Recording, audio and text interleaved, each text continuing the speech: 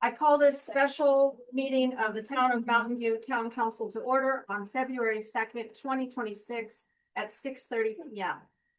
Will the clerk please call the roll? Mayor Mitchell. Here. Mayor Pro Tem Albini. Here.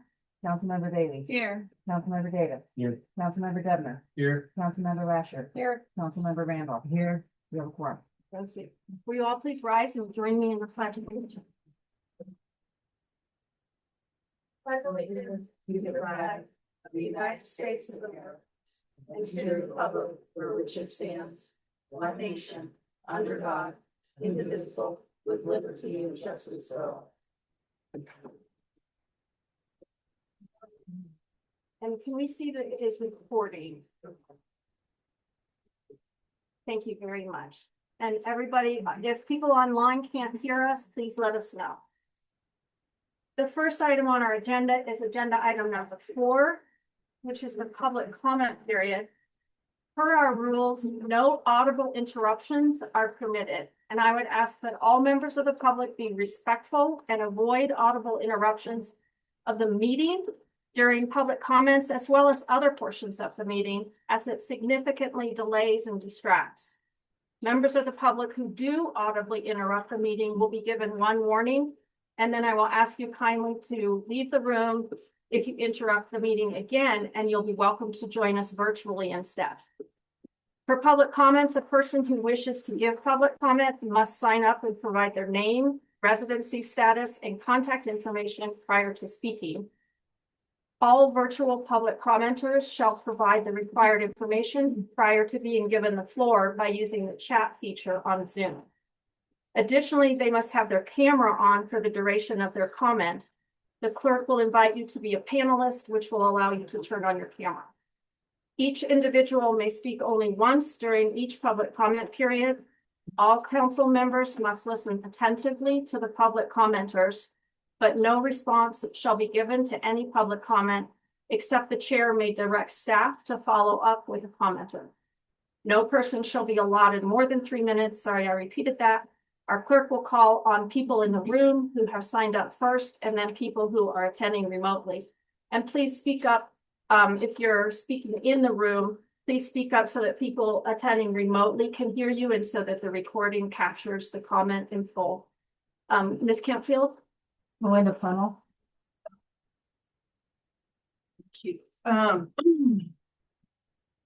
We need a governance change, and we desperately need rules and procedures that help hold elected officials accountable. Having too much power concentrated in one office inevitably leads to abuse of that office. There is no test of being mayor, only convincing other voters that you're better than the other person. No IQ test, no personality test, no psychological evaluation, and no skills required. We the people have to trust the person that holds the office, uphold the highest moral and ethical standard. Sadly, there are those in this world that can't handle power, and when power is left unchecked, the outcome is never a surprise. In today's world, we all recognize what abuse of power looks like, and unfortunately, we are seeing it here. Our current system of governance is dangerously imbalanced, demonstrating just how easy an office can be abused when meaningful checks and balances are missing. We have seen partisan politics played like a masterclass. Favoritism through selective code enforcement and rule bending for some, while others are held to stricter standards. We have seen seeds of slander planted in neighbors' ears, followed by legal guidance that has led to division and frivolous civil lawsuits. We have seen confidential information provided to certain residents, which resulted in a wasteful campaign finance hearing targeting a political opponent. One that can be argued to have influenced the outcome of an election and lead to his defeat.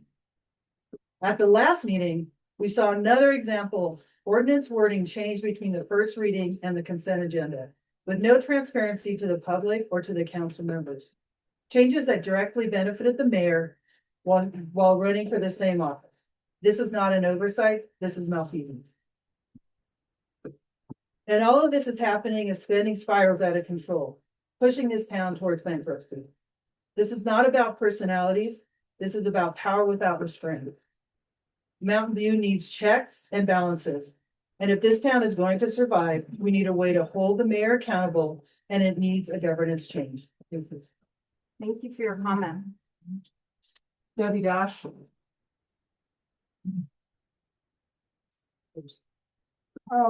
I just would like to remind everybody that a year and a half ago, the public, or a good portion of the public came to a meeting.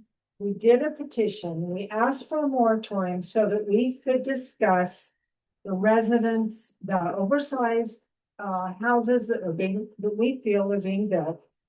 And we wanted a discussion of that. And the moratorium did not go through. We were told that it would be fast. We would have an answer. We would be talking about this soon. It's been a year and a half. And so on your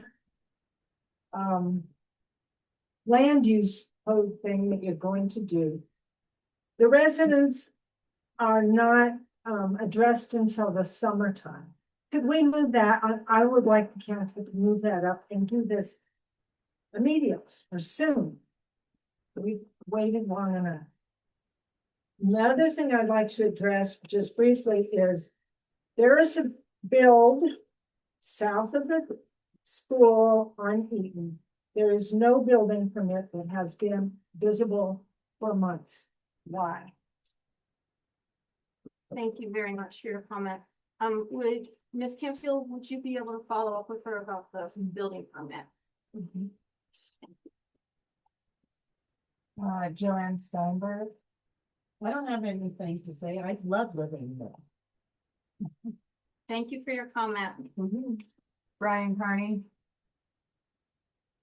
I'm here today for the same question I always have, just wondering if anyone's ever going to take any personal responsibility and answer my question to whoever monitors the Cora reports, who is passing them on to other council members and the other people in town.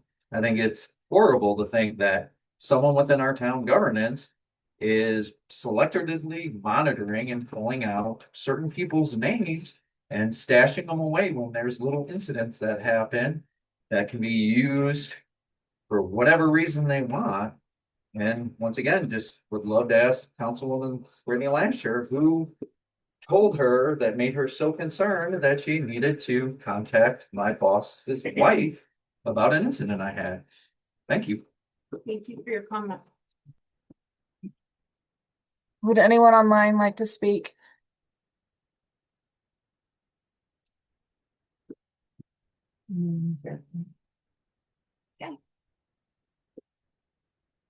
We are at agenda item number 5.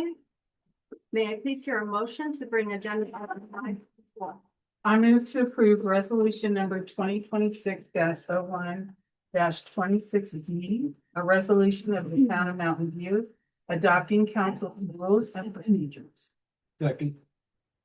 So, you have the floor, Attorney. Excellent. So I will go through, so I guess just to start, the red line in your packet is a red line from the previous version in your packet, except for those changes, and then a red line of the additional changes that council asked at the last meeting. So it's sort of a layered version of the rules. I was planning to just go through the changes in here from last meeting to this meeting, which again is the red line version of your packet. So it starts on page 11 of the packet, and it's section 2 of the rules. And so that section 2.1 makes the Berkeley Church the primary or the location for town hall meetings. And the only way that's changed now is if the town clerk determines that a meeting location or time is necessitated based on extenuating circumstances that is different, or council by majority vote decides otherwise. And I'll plan to just sort of run You want us to comment or question at the moment that you're going through the change, or you want us to wait and do it after? I think it might be more efficient if I kind of roll through them, if that's good with you. Absolutely. Okay. And so you'll see also just a couple of like minor stylistic changes throughout, like changing council members 2 words to 1 word throughout. Okay, so the next section there in two is that for virtual meetings, council members need to notify the clerk in writing. And it removed that they must also notify the mayor. So moving on to page 12 in the packet, section 5. So a couple of additions here on the meeting agenda. The first is that a conflict of interest disclosure would be included for every meeting going forward. And so that would be an opportunity for any council member to raise at the beginning of every meeting, whether they have a conflict with any business item related to that entire agenda. 5.3 is new as well. That relates to the consent agenda. Any council member can pull something off consent just by asking in the meeting to have that item removed. Those items are then put under general business in the order in which they appear on the agenda. And it also clarifies that ordinances will not be considered as a part of the consent agenda.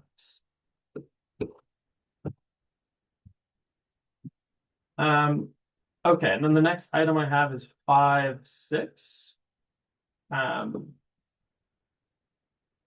Right, okay, so this is just a notification that the mayor will notify the council upon not putting an item on the agenda when a specific council member asks it outside of the meeting.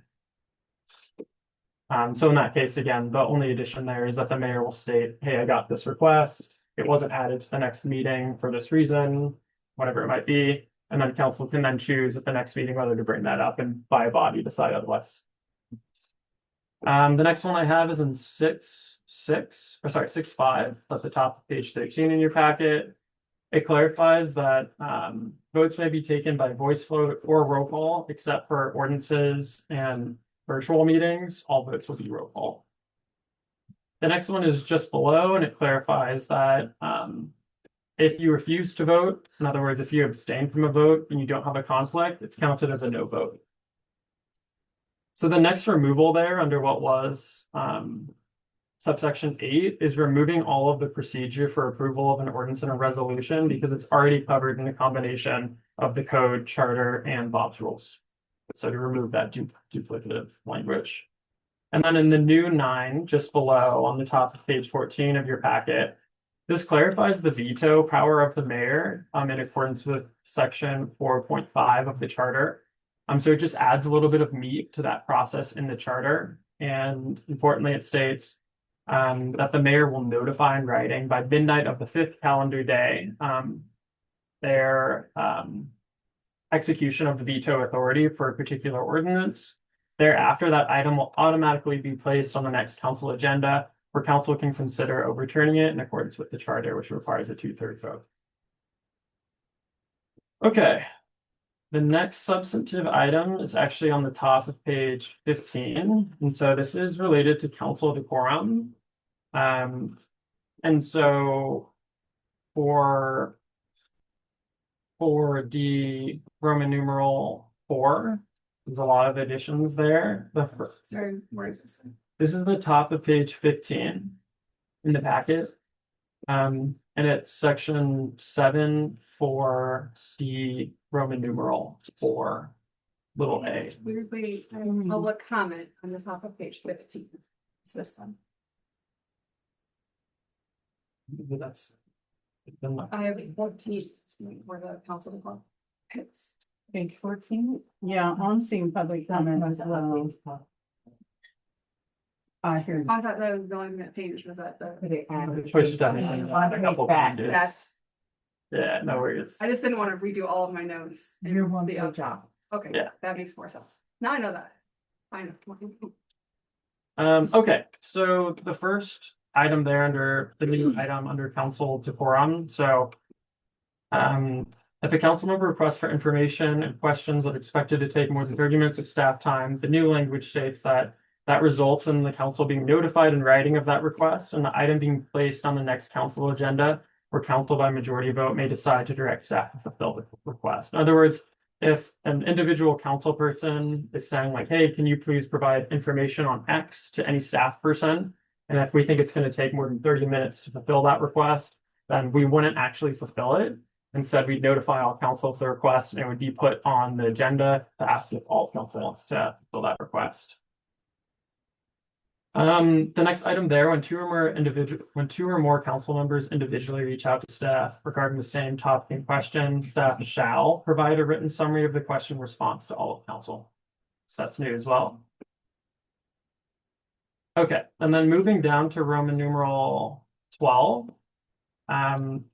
So I'll just preface this with, I'm not sure I totally nailed this or got council's direction right, so let's definitely talk about it. But how it's drafted now is it states that no, if legal advice is provided to the entire council. So I provide a memo stating, here's the legal analysis and here's what my recommendation is. Anytime you deviate from that, it's going to take all of council by majority vote to deviate from it. Again, that's true whether you say it or not.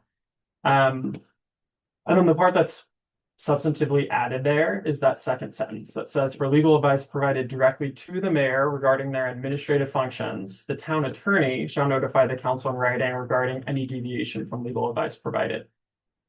So I should state, I don't think that language regarding the town attorney being the one to notify was actually stated in our discussion.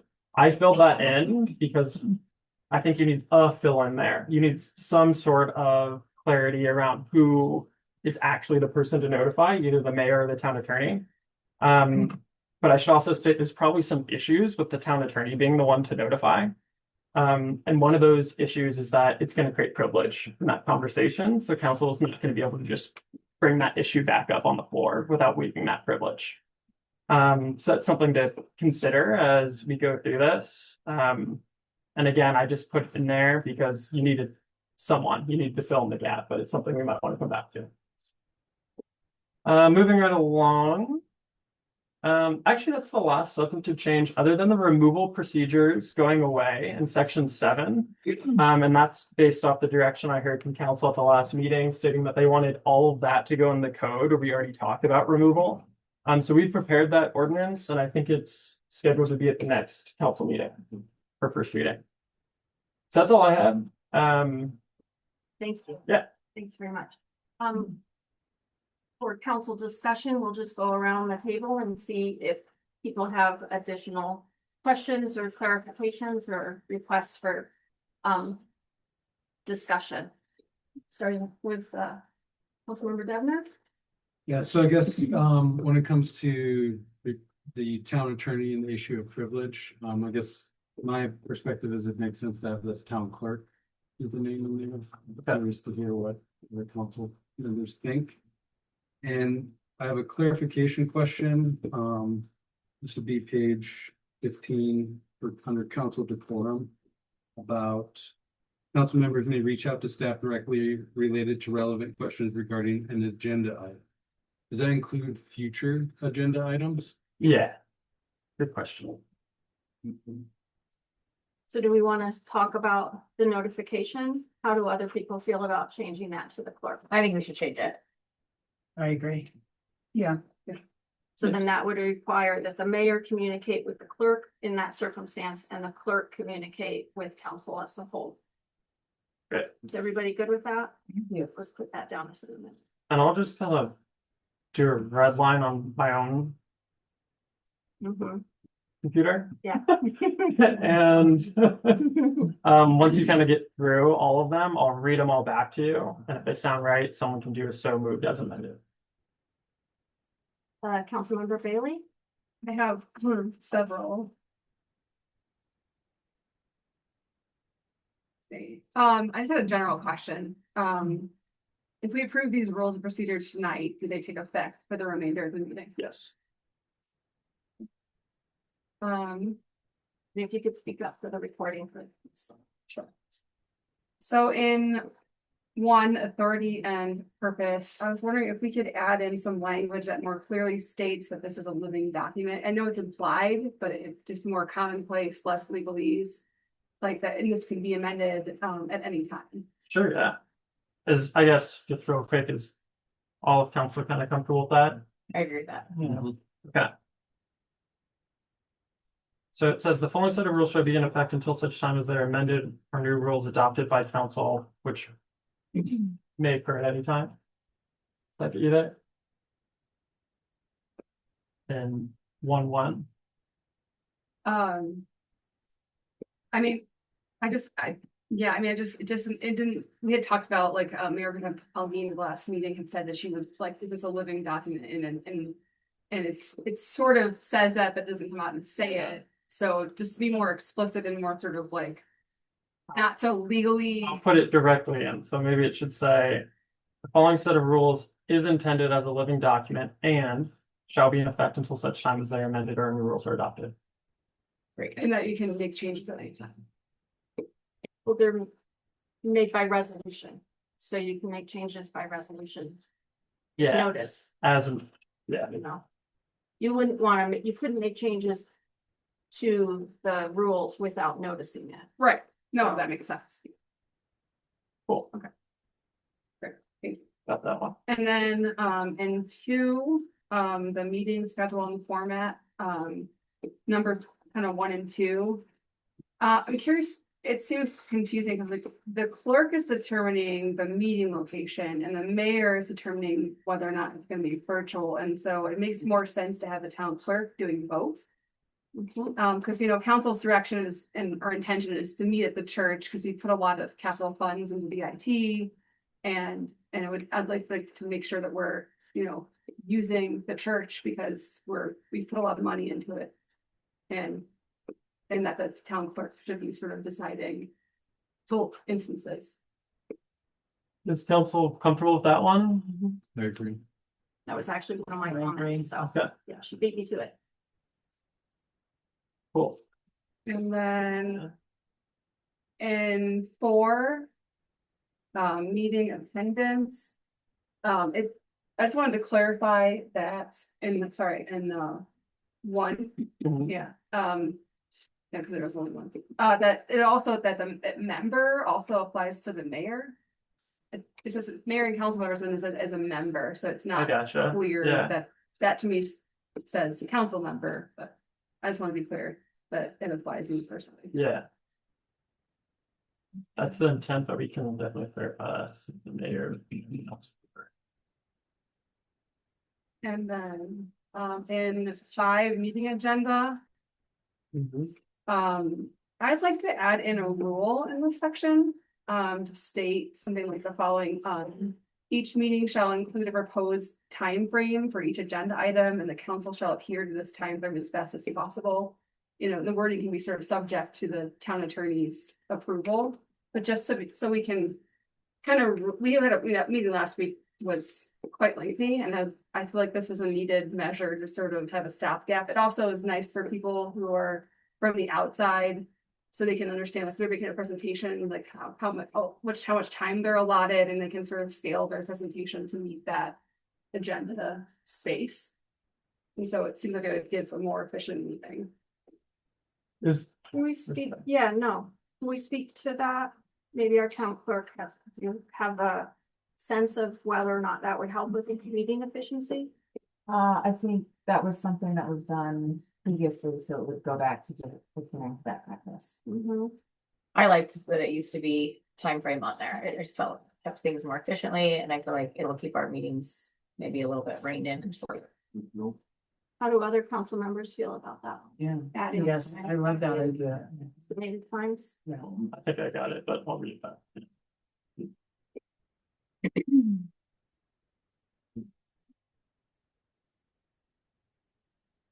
And then in 5 meeting agenda number 2. Can we make it more explicit in that the mayor or the town clerk will ask council whether they have a conflict of interest to disclose the general business items? So it feels like it says like it's, you know, it'll include a conflict of interest disclosure, but it doesn't really Gotcha. give you more information on that. So like, Does anyone? which shall require each member to state if they have a conflict related to any Or agenda speak item. up if you have a, you know, it's your time to say, to declare, like, you know, as a sort of a general rule. Okay, I actually have a suggestion with that. okay, What I was picturing is that on every agenda, at the very beginning of the agenda, there is a moment, there is a conflict of interest disclosure. period at the beginning of every meeting. And then also a consent agenda, request for pulling anything from the consent agenda. So immediately after we are called, we call the order, there's the roll call, and then we would ask, does anybody have a conflict of interest pertaining to any of these agenda items? Yeah. Does anybody wish to have any of the items on the consent agenda removed from the consent agenda? If so, please ask for the floor, and then we would hear from everybody at the very, very beginning on those two things. Right. And then that would change the agenda at that moment to move it forward. That's exactly how I thought we were gonna do it, how it was gonna be. Like, does anybody have a conflict of interest to disclose? Does anybody want anything pulled from the consent agenda? So A like standing question. the third agenda item would be conflict of interest and consent. Yes. So I guess help me draft the language, I guess, to get there. Each meeting agenda shall include a conflict of interest disclosure prior to any agenda or business item. After roll call.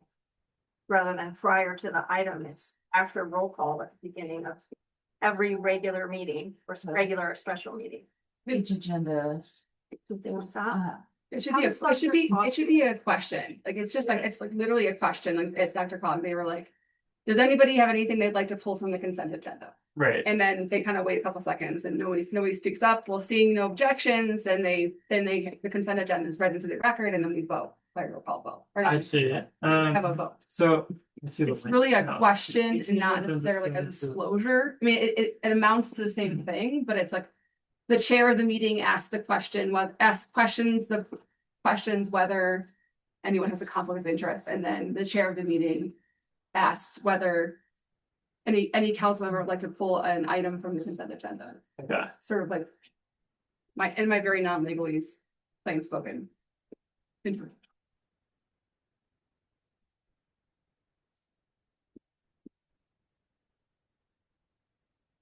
Okay, I might need a wordsmith on the back end, but I think I'll get close. Yeah, I think you understand the general, Yeah, the intention. It's just that, like, ask these two questions. yeah. The chair of the meeting asks these two questions.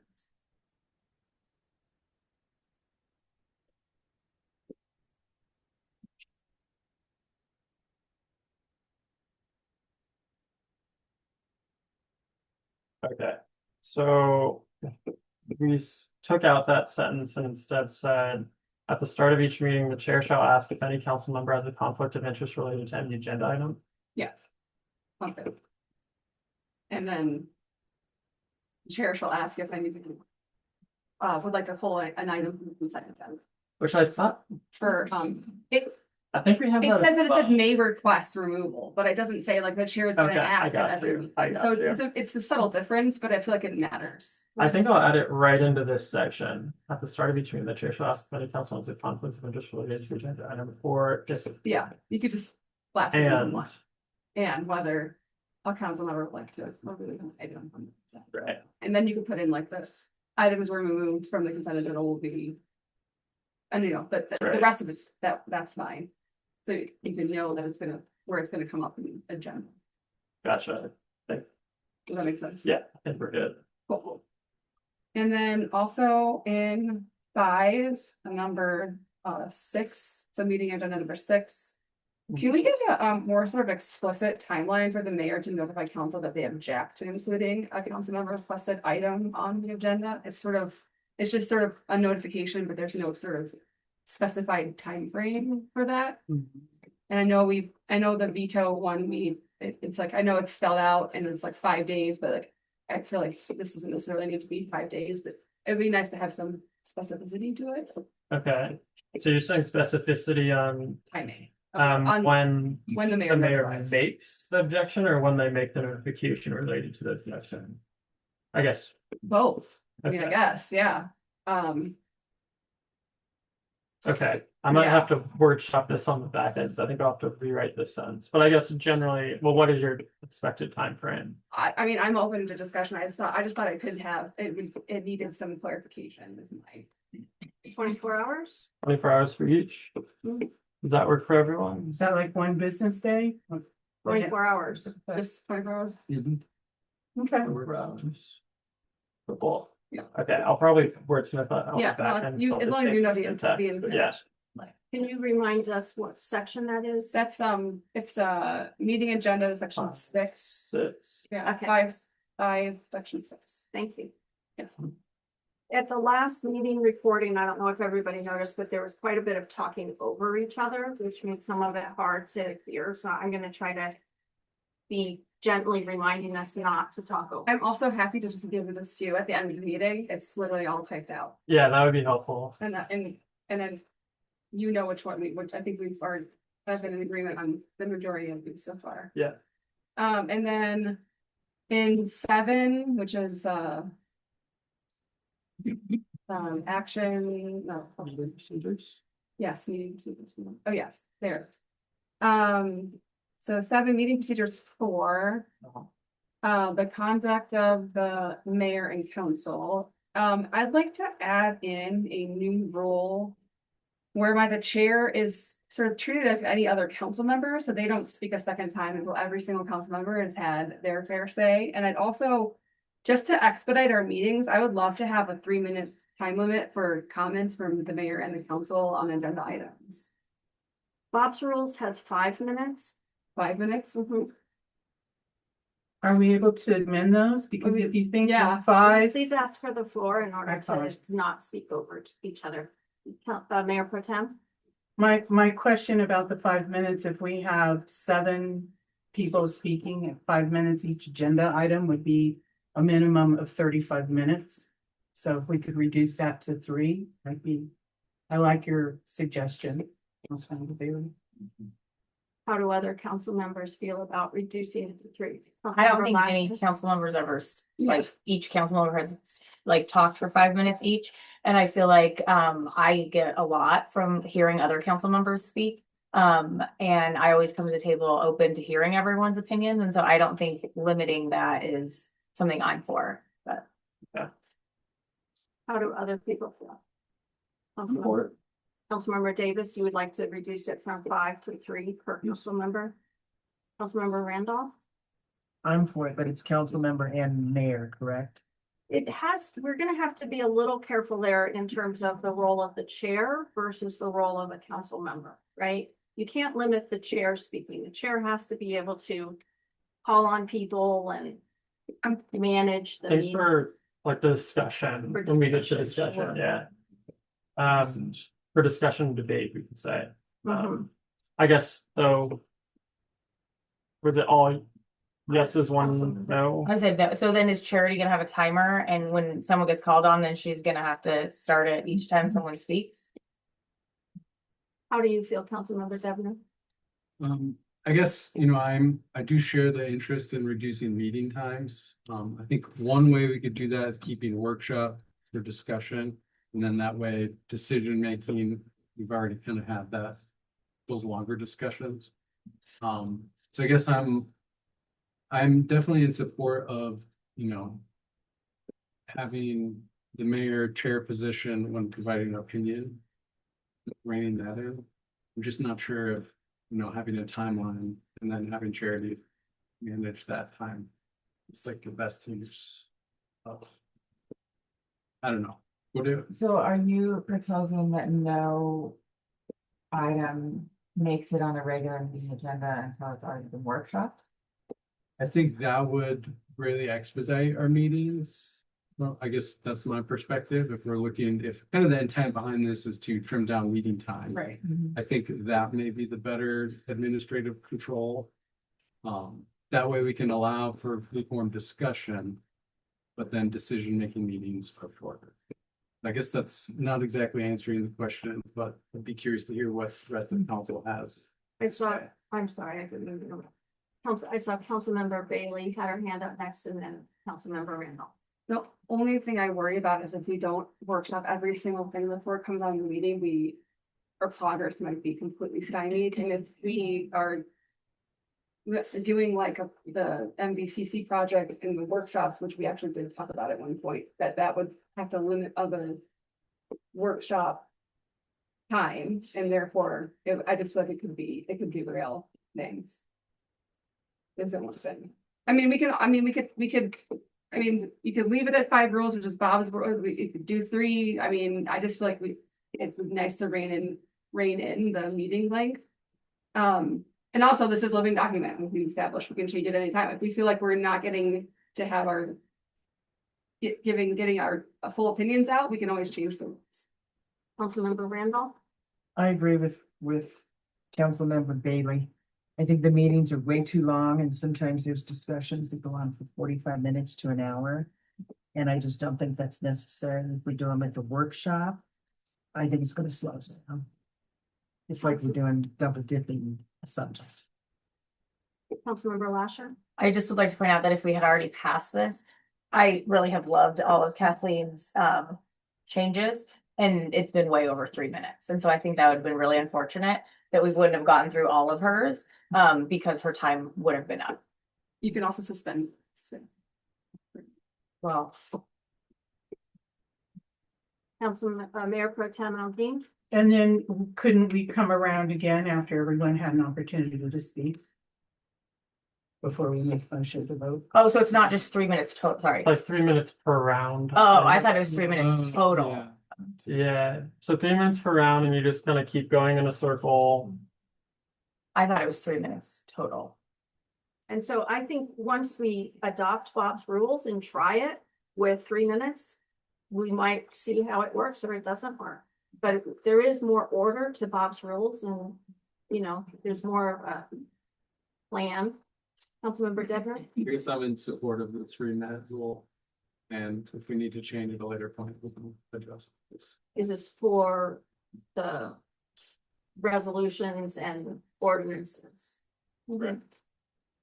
I guess, is it or every agenda I don't item? think. That was the intention, that suggestion. How do people That'd be feel? all. Councilmember Davis? So as I understand it, there's proposing 3 minutes per council member, but you have unlimited time? No, No. I think for discussion and debate, we would all have, not we, you all would have 3 minutes per round. Right. Mhm.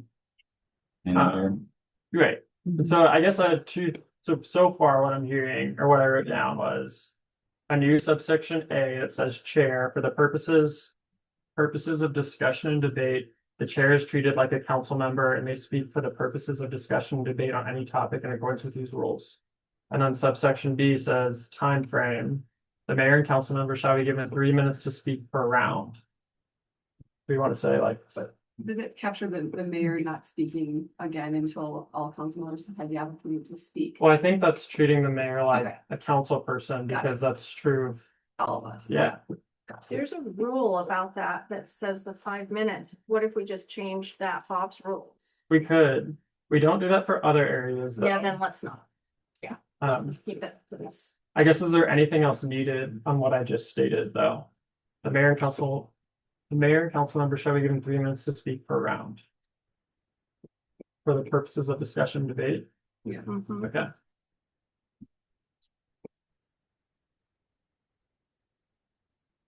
Okay.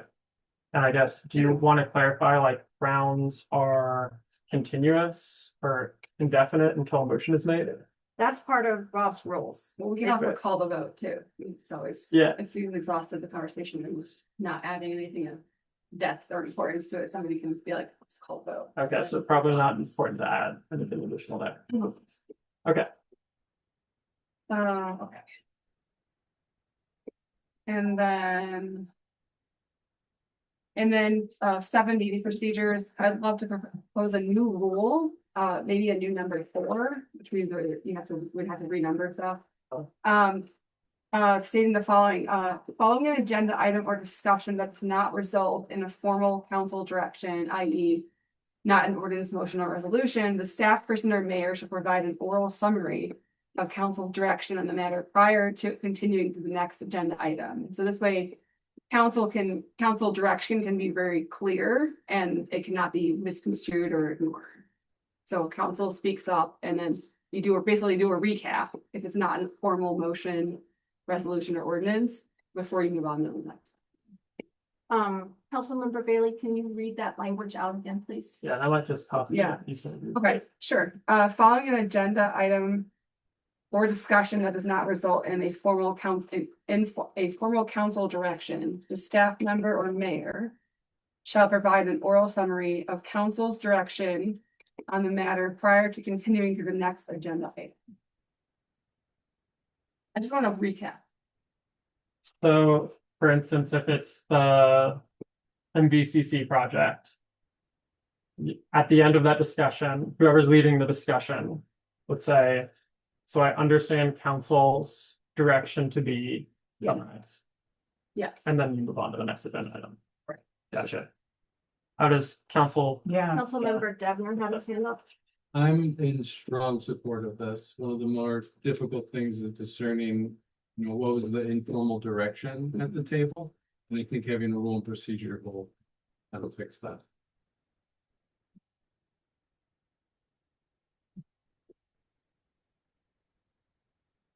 Does that work? Yeah, can I grab the language or, Do you want, like right now, or? Why don't we, well, you can go. no, why don't we let her give that to you and then we'll continue on to the next people and we'll come. I have a back couple, to- I have we'll four come- more. We could come back to you so that he can capture Okay, that. yes. Okay. While we go on. Does that work? Councilmember Lasher? I just had a question on the enforcement procedures.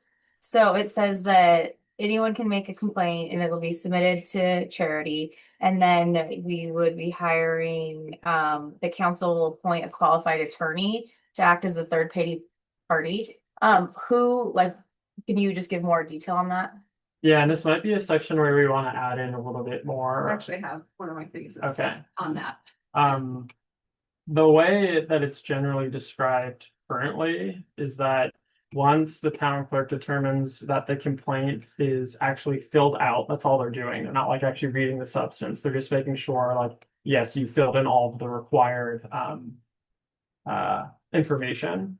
Then the town clerk forwards that on to town council in an email basically stating, hey, we received this complaint. It will be on your next meeting if council wants to take further action related to it. And so that further action would be then council at that meeting appointing a magistrate to oversee that complaint.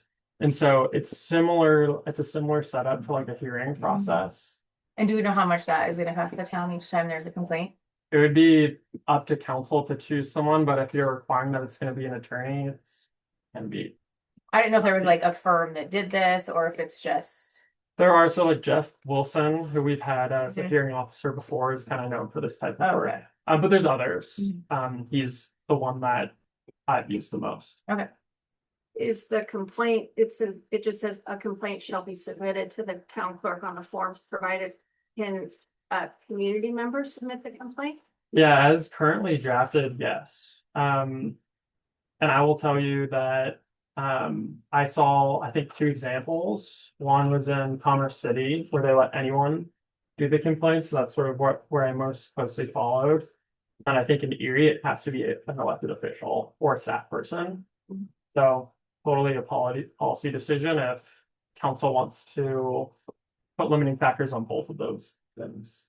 If the complaint is something that is like, she wore red and I hate red, what do you do in that That's situation? exactly what I was. Yeah, so I think maybe we do need to add a little bit more qualifiers here, and potentially one option is to limit who can submit the complaints. It has to be a town employee or an elected official of the town. That would provide a little narrowing on the front end. On sort of the middle end, before council actually chooses to go to magistrate, maybe there's a decision there where council makes the call to say, based off the following criteria, this complaint doesn't have any merit. It doesn't actually, even if proven to be true, could not be considered a violation. And so why would we pay all this money for a magistrate for something that could be a violation? So maybe there's, a step missing there. Yeah. How do other council members feel about Yeah, the let's- first option? Yeah. Let's see, the first option being limiting who can make the complaint. And maybe we'll start with Councilmember Davis and come back around, so we try to be fair about who goes first. would you feel comfortable limiting who could make the complaint, or would you rather to keep it open? How about keep it open? Okay. Mayor Pro Tem? Me too. I agree. I would keep it open, and then as we become more experienced in a complaint issue, we can always choose to say, okay, we need to make some amendments. Councilmember Randolph? I'd like to keep it limited because this is the council's procedures, and I think if you open it up, you may have a floodgate because all I hear is how divided this town is, and I don't know if we're ready to open it. I think it needs to be healed some before we do that. Thank you. Councilmember Lasher? I agree with, Councilwoman Randolph. Councilmember Bailey? I see both sides of that one. Like, I can definitely see it. These are the council rules of procedure, not necessarily for the town residents, but at the same time, I also don't want to limit the voice of residents. And if they have a legitimate complaint about a council member or the mayor, the rest of the board should probably know about it. So I think I'm gonna err on the side of not. Is there, I'll ask that. Councilmember Devon? I also would rather err on the side of not limiting who can submit the complaints, but I am in support of like a stopgap measure, so council can decide whether it continues for legal fees.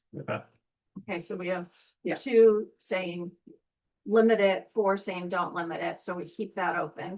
Keep it open, don't. Councilmember Austin, Lasher? or to town attorney, I guess, do you have any, like legal advice on this? Like if, these, keep coming, like, is there like any legal things that, if someone's filing complaints against me every week because they don't like the way I wear my hair or whatever, I mean, what kind of like back end could I have against the town for these or anyone moving forward?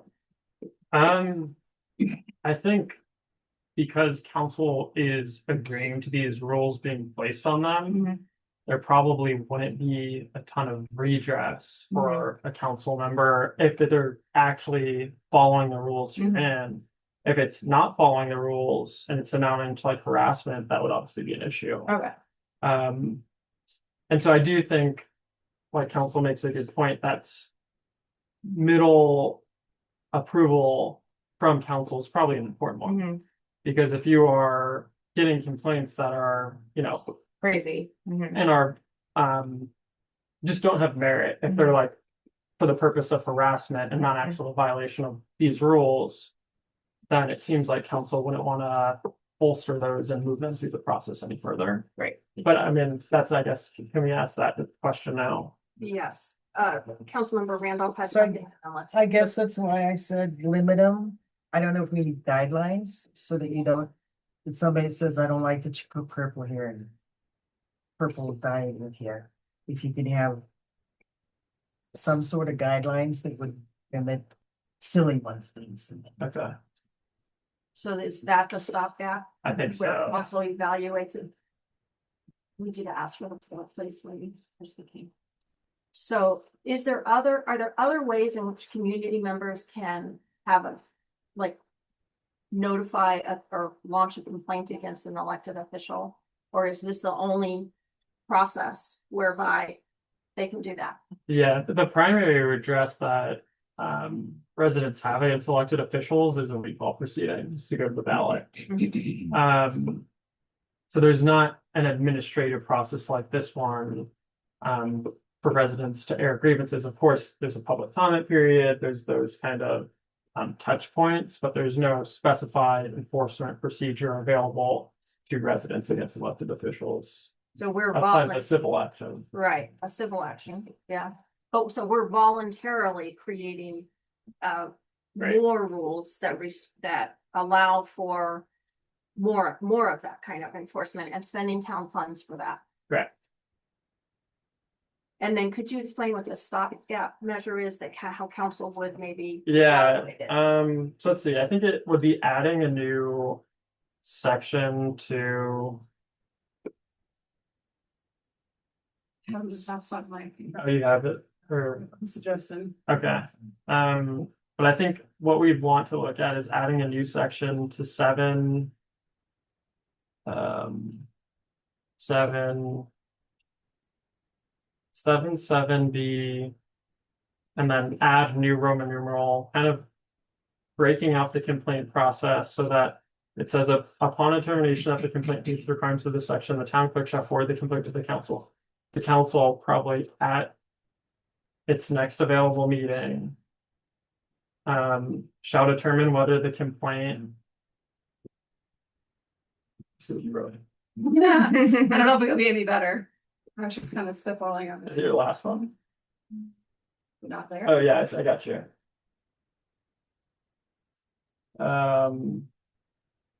Yeah, so frivolous, right? Yeah, and defining what that would look like. Yeah. I think that's generally a good idea. You want to read it? Yeah, so what Councilmember Bailey put in here is that, so upon determination that the complaint meets the requirements of this section, the town clerk shall forward the complaint to the council. By majority vote, council shall determine in an open meeting whether the complaint is frivolous. If the council determines the complaint is frivolous, then no further action shall be taken. If council determines that the complaint is not frivolous, then council shall appoint a qualified attorney to act as third-party magistrate, blah, blah, blah. These rules define frivolous as a substantially similar complaint that has already been ruled on, or a complaint that, even if the allegations are found to be true, does not amount to a violation of the rules of the charter. Dye your hair purple and someone doesn't like it. It's not part of the. Yeah, I think that's the key part. I guess, is council comfortable with that type of guardrail defining council's authority and the criteria to which it measures whether a complaint moves forward as essentially whether it's frivolous? And I saw Councilmember Devner's hand up first. Yes, I guess my reading of the applicability says violations of these rules, the code and the charter. So from my perspective, it seemed like we have some guardrails, although I do think additional language is warranted, especially if we're allowing community members to submit these complaints.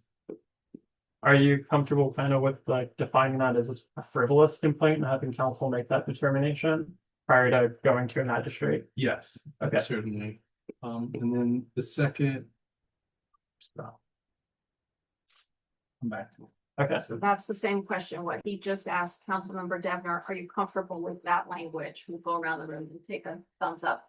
Councilmember Bailey, Councilmember Lasher. Yeah. Councilmember Randolph. Yes. Mayor Pro Tem. Yes. Okay, unanimous support for that. okay, cool. And then Councilmember Randolph, I'm sorry, I think I That's saw. all right. I wasn't, oh, I had Councilmember my hand. Randolph, Okay. and then I saw Mayor Pro Tem and then Councilmember Lasher. I just wanted to say thank you to Councilmember Bailey, because you said it better than, that's what I was trying to cover when I was Yeah, concerned I just. about having it just, yeah. So thank you. Mayor Pro Tem. I was gonna ask a question, but it's been clarified for me, so thank you. Councilmember Lasher. oh, I was just gonna say I wasn't done. I thought you were moving on to her. So that's, No. Councilmember Devner. I guess I have one question. How does this new administrative complaint process intersect with, kind of the ethics code in the charter? Yeah, so we do have a separate code of ethics process. My recommendation, I've talked with staff about this, is that we look at amending that process to align with this one. Right now you have two. So essentially, if you have a code of ethics complaint brought about, you have a process in your town code for that. It's somewhat similar, but definitely not identical. And then we'd be creating this other process, which is much broader. So my opinion is, if you're comfortable with this, that we should probably make those two aligned in parallel. So that's. I think we have it on the April, tentatively on the April agenda. That's a great question.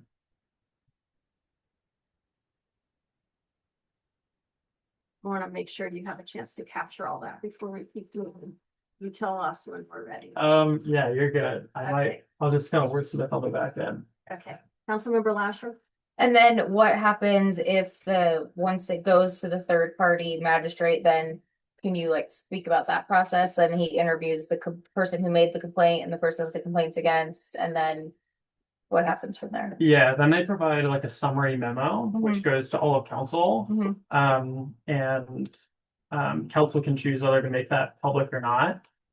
And then in a meeting, council decides whether they want to pursue any type of action, either recommended in that complaint or otherwise. And so some options of those currently available actions are in the last section of the rules. Okay. But you could choose to do nothing. Great. Do you have any other I do not. questions? Councilmember Randolph, you're up with your questions or suggestions. Nope, I'm done. Thank you. Thank Mayor you. Pro Tem? Now, please, the questions I'm gonna ask, please direct me if they're off topic, okay? So I have a question about, can the clerk can council direct the clerk to emailing the community in regards to the agenda?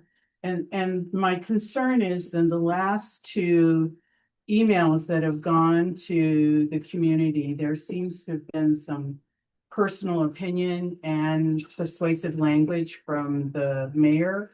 I would like to see that not be politicized, but simply here is the agenda packet. And I think if we could just ask the clerk to do that, then we would eliminate that issue. Is that something that could be put in rules and procedures? Is that a resolution? I mean, what could we do to move that forward? So the question is, can council establish a rule on who sends out the meeting agenda to the community? Yes. I think it's probably better to just in the communications policy, Okay, but I'm happy to. That was where my brain was going. okay, thank you.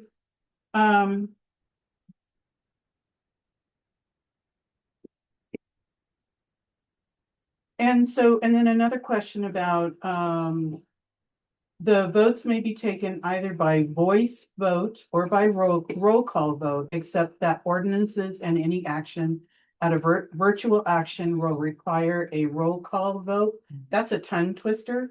But anyway, to confirm, council can no longer use head nods, hand signals, including thumbs up or thumbs down, as indicators of affirmative or negative votes. If it's an official action. So if it's an official action, motion, resolution, ordinance, then it needs to either be a voice vote or a roll call vote. However, if it's just informal direction, then you can essentially do whatever you want. However, there was a new language added that when we're doing that sort of informal direction, there will be a summary afterwards by whoever's the staff presenter, confirming that they got the direction correct. So I don't know if that kind of addresses your concern on the back end, but you could address it on the front end too, like you're saying. It would just be difficult, like in this setting, for instance, like when I'm asking, like, do you agree with Councilmember Bailey's opinion? We could go around and say, like, yes, yes, no, no, no, no, no. Sometimes it's more efficient just to say, like, if you object, say now, but if not, we're just going to move forward, assuming that you don't. I mean, it's up to council though. If you wanted. Councilmember Randolph? I don't like the thumbs up or the thumbs down or the head nods. Okay. Because I've watched recordings and you really can't tell what's going on, and then all of a sudden it's assumed that this happened, but there really wasn't a clear yes or no. So even for things, for instance, like with Councilmember Bailey's sort of list of suggestions or Councilmember Lasher's, you'd be wanting us to go around in a circle for each one, and we get a verbal yes or no for each. Okay. I don't think that's any harder than saying, give me a nod or a thumb up. You're still asking every single individual, but you're getting a vocal answer. Okay. The audible answers. It makes the meetings longer, will make the meetings longer. And that's something that we're trying to increase efficiency. Explain to me, you went around and asked everybody to do a thumbs up. If you went around and said, say yes or no, how is that any different? How's it making it? We'll just try it and see. We can try I it and just see. don't understand. I think, Okay, thank you. I think if I could, like, I think one of the differences is like sometimes we just take it as unanimous consent. And so I guess is that an issue too? For instance, if we say like, if there's any objections to moving forward in this way, please speak now, or otherwise we're just gonna move forward. Would you want to remove that process as well? No, I just want things to be clear. I think we I do want need things that. that when you look at a recording, you can't always tell. Okay, Right, I think I understand what you're saying here, and I think it is important to express it. At this point, this is the right time to bring this up, because if we're not all on the same page and we move forward and you look back at the recording and you're like, oh, I didn't realize that happened, or I don't remember what happened, and you can't tell from the recording, it makes sense. It is an important change, though. It will be substantively different. I think. so Let's see. sounds like adding on 6.5, adding a new sentence, second sentence that says all decisions of council shall be made by an affirmative yes or no. Does that get to the concern? Yes. Okay. Yes or no? Councilmember Dever, did you have a suggestion there? No. Like it's like I'm missing a word there. All decisions of council shall be made by an affirmative yes or no vote. Is that vocal? Yeah, audible. Audible, vocal. okay. Thank you. Cool. Got it. And Mayor Pro Tem, do you have additional requests? No. Thank you. Councilmember Davis? Well, I did want to clarify one thing. So this is a living document and can be changed at any review date that you need to. Right. Councilmember Lasher? I just thought of something. Can we put in here that, if depending on how other people feel about it, if someone makes a public comment, like in the public comment section, so like 5I or something, or whatever, can we put that whoever responds to them, like if they want to hear from Charity, that she can like CC the council on it? So then we know that they are getting a response, because it seems like a lot of people say that they don't get responses. So maybe that can hold people accountable that they are responding back to people. I don't know how people feel about that, but I think that could be helpful. Councilmember Devner? I'm very strongly in support of that. Me too. Great idea. So let's go around the room and have audible quick answers. Mayor Pro Tem, I'm sorry, Councilmember Bailey? Is there any potential negative reason why Charity might not want to copy the whole council? What if it's a more private kind of type of matter? Well, if it's a public comment, then it's already in the public. Okay. Yeah, so I don't think it would involve any protected information. Yeah. That I could think of. I'm gonna go. If, Yeah, go ahead. if it is protected, could you just say like, I followed up with community member Lasher about this topic or something? I Or, think I would. Yeah, yeah, I mean, I figured, but I just want to make sure that like, because I want community members to get responses to their question I think or comments. I would just make it an internal process that if it was contentious or protected, I would Okay, send it through Austin. He would help me with the response and then we would provide it based off of his recommendation. great. That's good. Councilmember Randolph, are you in favor of that? Yes. Mayor Pro Tem? Yes. Councilmember Davis? Yes. Thank you. Okay, so it sounds like in 7.5 public comment from a numeral or little I, we add a sentence that says when staff follows up with a member of the public, a response, a summary will be given to all of council. Mhm. Is that A summary or a CC? or CC? Mhm. Sorry, which one? CC. CC. Gotcha. Staff follows up. Okay, gotcha.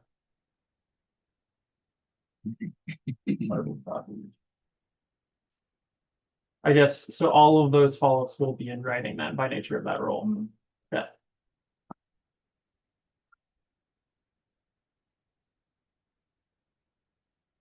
Council shall be copied on the email. Gotcha.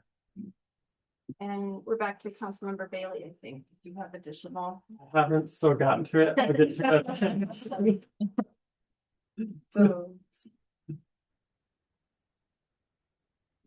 Oh, in 7 meeting procedures 4D,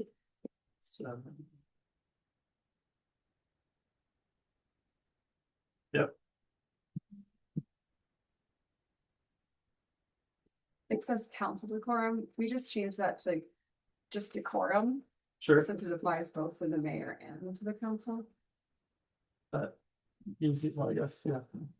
Yeah, so everybody in agreement? Let's have Yes. here a yes. Yes. Yes, Member Lasher, Yes. Councilmember Randolph. Yes. Mayor Pro Tem. Yes. Okay, thank you. Just technically we don't have to do it. Right, And then under that same decorum section, we kind of talked about this a little bit about like the 12. Is there a way is there a way to have greater transparency between like the mayor and the town attorney in terms of for the council?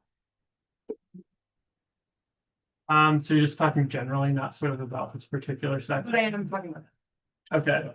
like, so I know we talked about it earlier.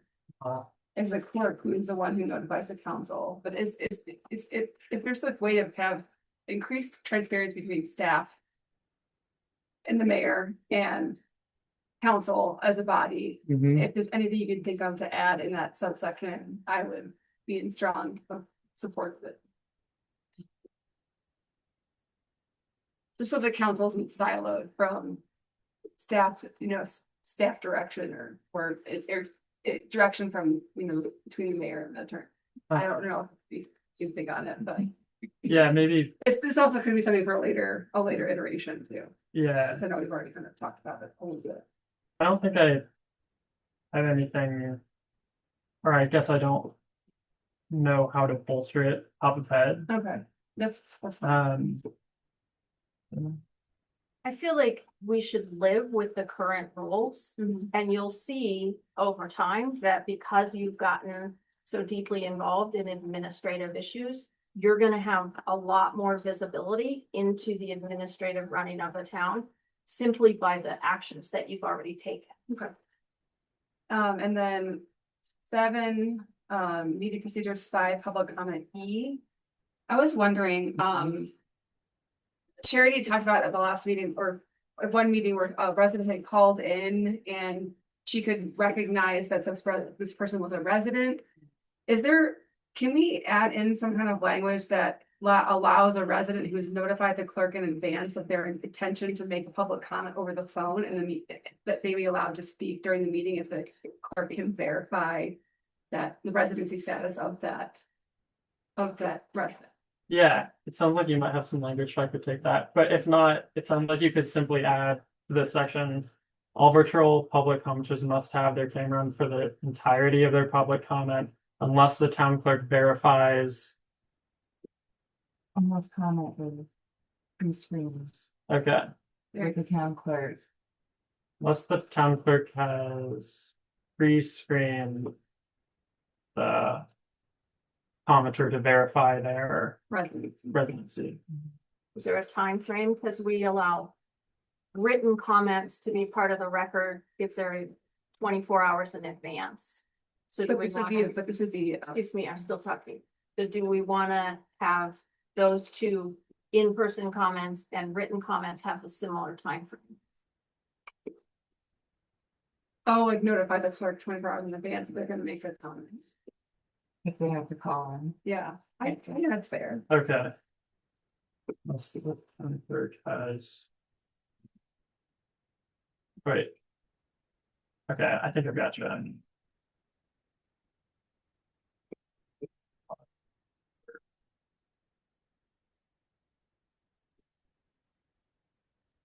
Then do we want to do the yes, no on that one? Yes, Councilmember Devner, are you comfortable with that? Yes. I know you are, Councilmember Lasher. Yeah, I just want to make sure that we're like verifying that this person like is a real resident with like a real name and like how could we go about that? When this happened for the meeting on the 12th, Mhm. they called me, Mhm. let me know what their name was, their address. This is all stuff that we verified. Yeah, I just want to make sure we're verifying it. Yes. Councilmember Randolph. Yep. Mayor Yes. Pro Tem. Yes. Councilmember Davis. So we have a group. Okay.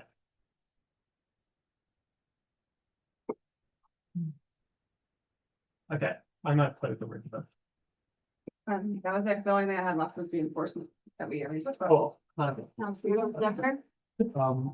One rule addition I would be interested in, and I'd be curious what Council's pulse is similar to that having a conflict of interest disclosure and the opportunity to pull from consent. I would also like to see a future agenda schedule as part of every agenda. With the understanding that that can change. And then on priority of. Just kind of curious if anyone else would like to see the future agenda in every packet. Mayor Pro Tem? I'm in support of that. That's a great suggestion. Thank you. How do other council members feel? Councilmember. So you're saying like put the next agenda on there, not just how we have like future agenda items, you're saying like break them out for the next meeting, is that what you're saying? No, every agenda packet we receive would have at the very end, future agenda schedule. For the next meeting, or just for, like we have where it says like the future ones? Essentially for the future. So like every meeting, we would know what the future is gonna hold. So the one that was in the January call packet. Okay, For workshops as well? The workshops as well. So that way, everyone, when we come to the table, we have an idea of what's gonna be on the schedule for the next month. And that could change, but at least we have a spot for it and opportunity. is that something you think that you could do? Yeah, I mean, it'll have to be a fluid working document, if it's changing every meeting, but yes. Councilmember Bailey, are you in support of that? Yes. Councilmember Lasher? As long as charity for. Yes. Councilmember Randolph? Mayor Pro Tem?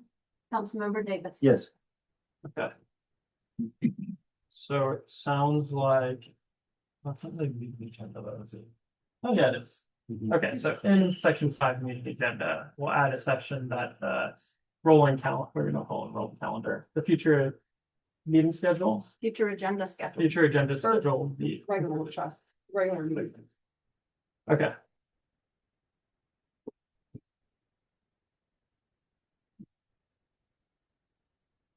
Okay. Do council members have any additional changes, questions? About the rules? I think I had a few. Let me see what I. One, Yeah, so all it will say is each meeting agenda shall include a future agenda schedule. Okay. Gotcha.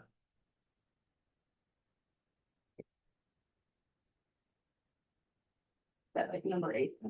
I've kind of renumbered them, so I have that as actually 5-4. I'm trying to like go sequentially.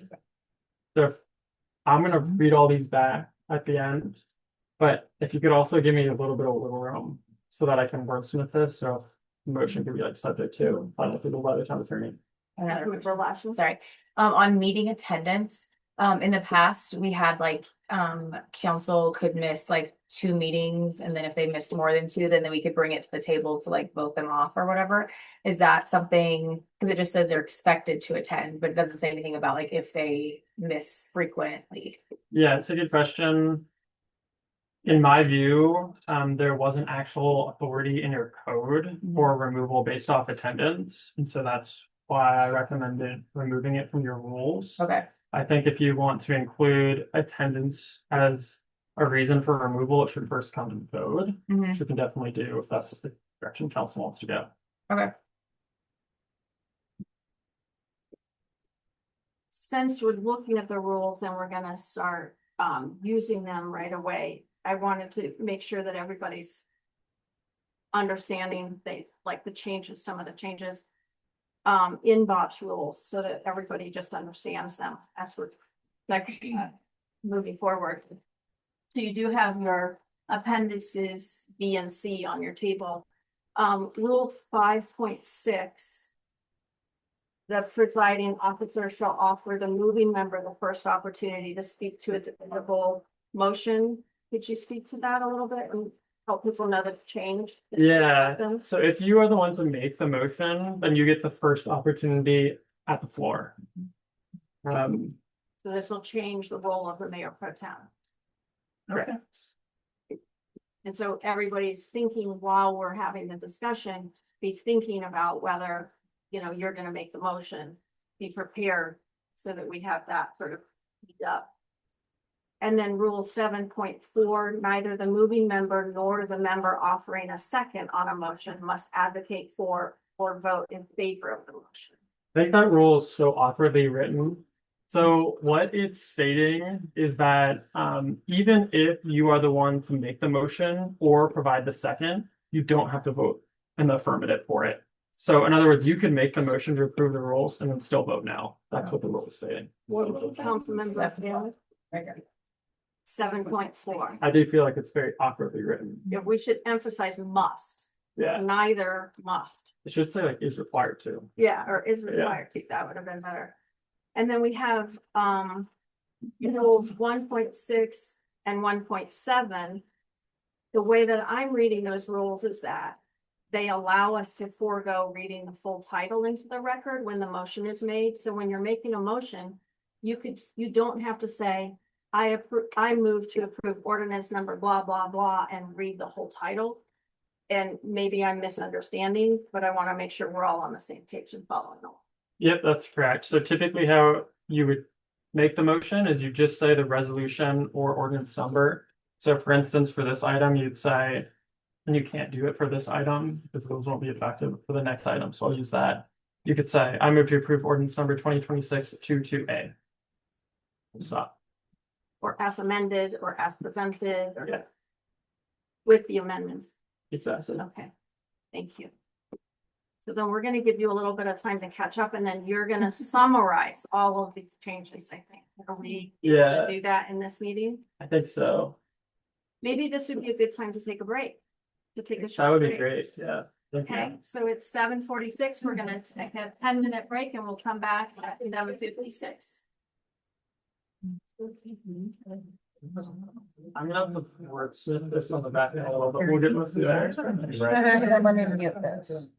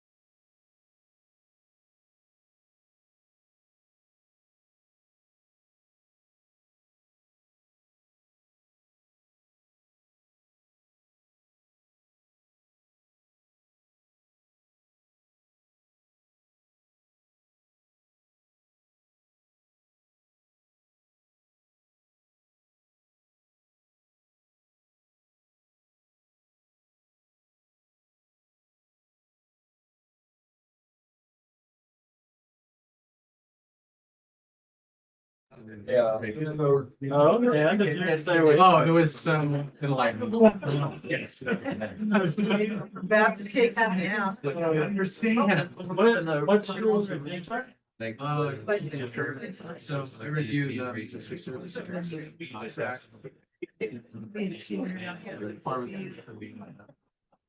Wow. So that's kind of fun.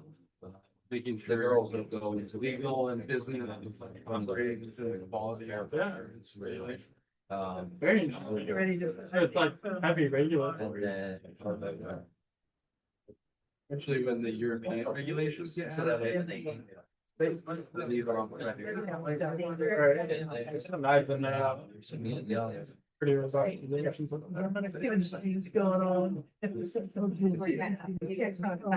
gonna ask you to summarize all of that. Yeah. Give the caveat that you're gonna have. Bring it back or email it. Yeah, why don't I'm just gonna read through the whole thing one more time. And I'll send something and then that's all right. Tonight, just prove on subject to all the things I've learned, if I get class, be a fun or you guys kind of We're coming back to order. It is 7:56 PM. Or you did. Oh, I'm gonna do that again then. No, we're not.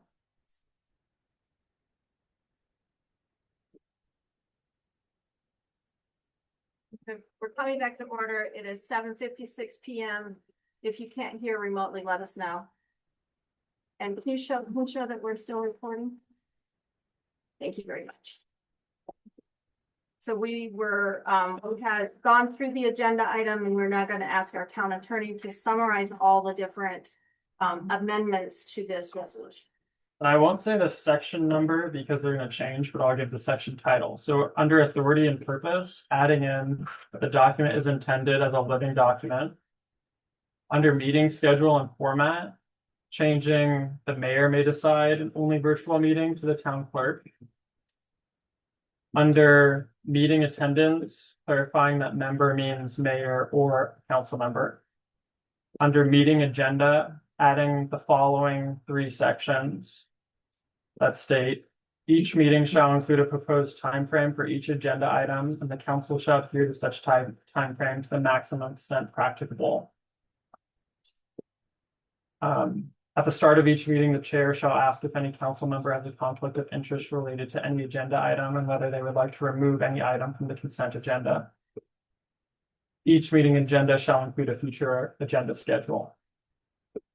Later in that section, clarifying that when the mayor objects to an item being added by a council member outside of a meeting, that objection will come within 24 hours of receiving the request, and that there will be a follow-up in all of writing, all of council within 24 hours of the objection being made.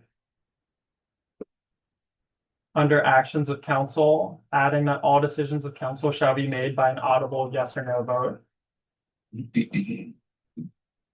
Under meeting procedures, conduct of the mayor and council, adding 2 sections. For the purposes of discussion and debate, the chair is treated like a council member and may speak for the purposes of discussion and debate on any topic in accordance with these rules. For the purposes of discussion and debate, the mayor and any council member shall be given 3 minutes to speak per round.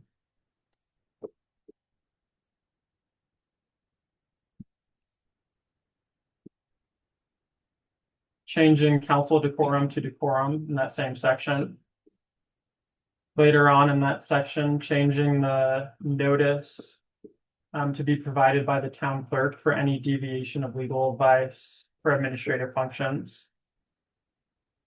Adding in a new section related to summary of council direction, which states following an agenda item or discussion that does not result in a formal council action, the staff person or mayor shall provide an oral summary of council's direction on the matter prior to continuing to the next agenda item.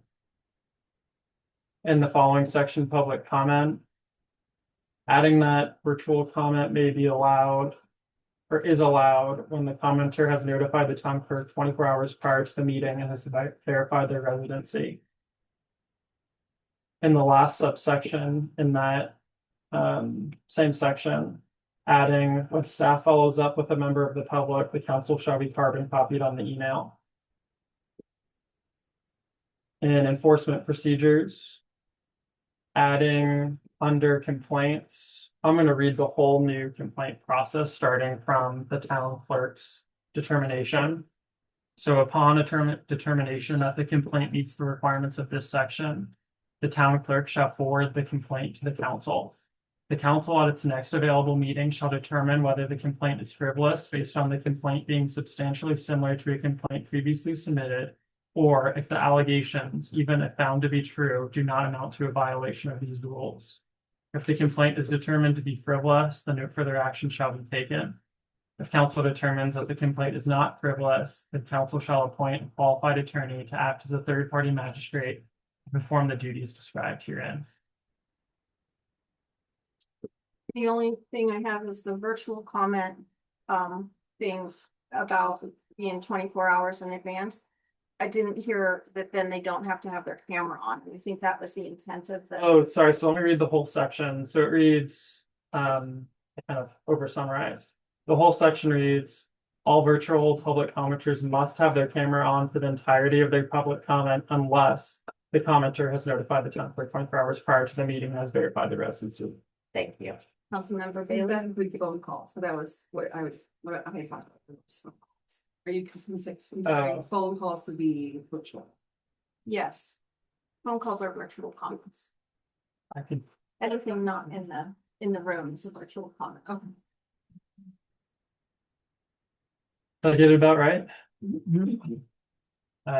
If so, I think we'd be looking for a motion to amend the motion on the floor to add in all of the additions the town attorney just listed, subject to final approval by the town attorney.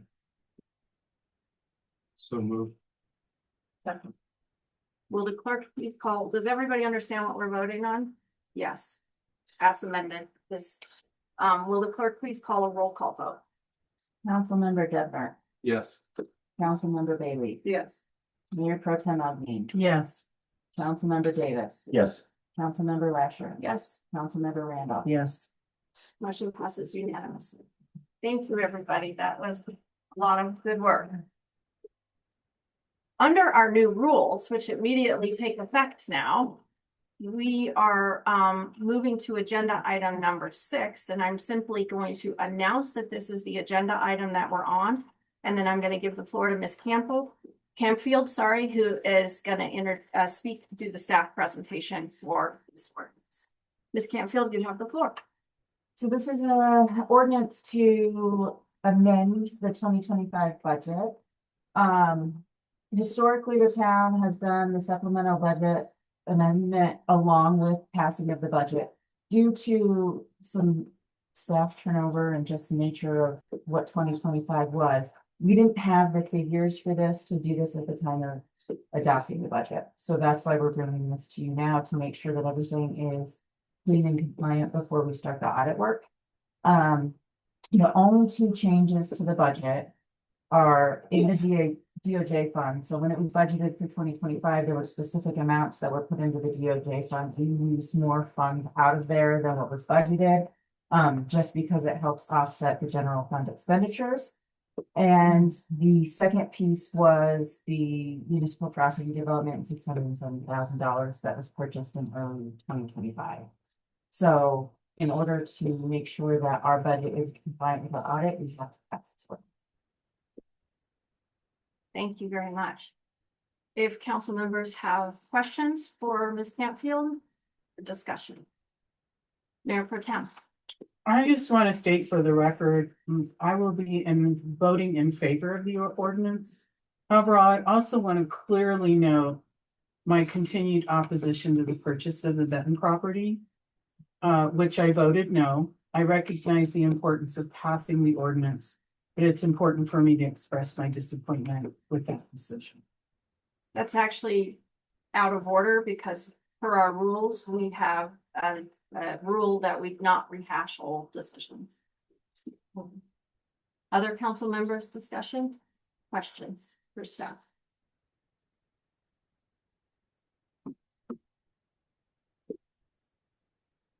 Okay, so then I'm now looking for a motion to approve item the agenda item number 6, which is ordinance number 2026-02-02A as presented. Second. Do we have a so moved from Councilmember Bailey and a second? Therefore, the motion was properly stated and seconded in accordance with rules 5.2 and 5.3. We now have a principal motion on the floor to approve ordinance number 2026-02-02A as presented. And unless there's any further debate on the motion, I will call for the vote. Will the clerk please call the vote? Councilmember Bailey, Yes. Councilmember Dedman, Yes. Councilmember Rasher, Yes. Mayor Pro Tem Alvian, Yes. Councilmember Davis, Yes. Councilmember Randall. Yes. Motion passes unanimously. Thank you very much. We are on to agenda item number 7, which is a discussion about our charter amendments pertaining to the governance change, and our town attorney has the floor.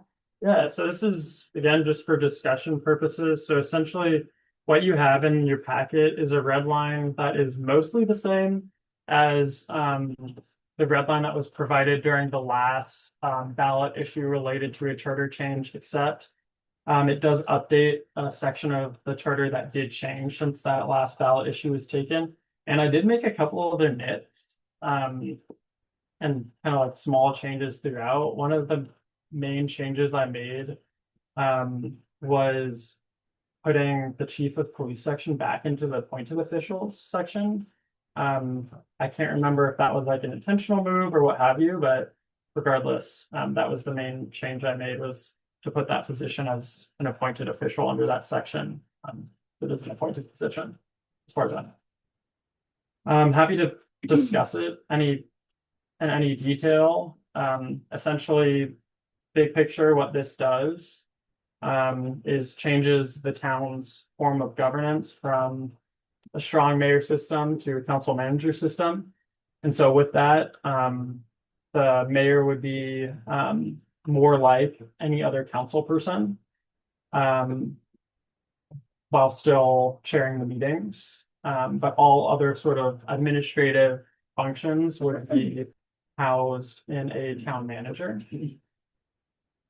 Obviously, as far as order of procedure, once council feels comfortable on the charter language, the next step would be setting the ballot issue, which we have plenty of time to do. And typically we set the ballot issue all at once. So if you have any other items that might be on the ballot, you'd want to do it all at one time.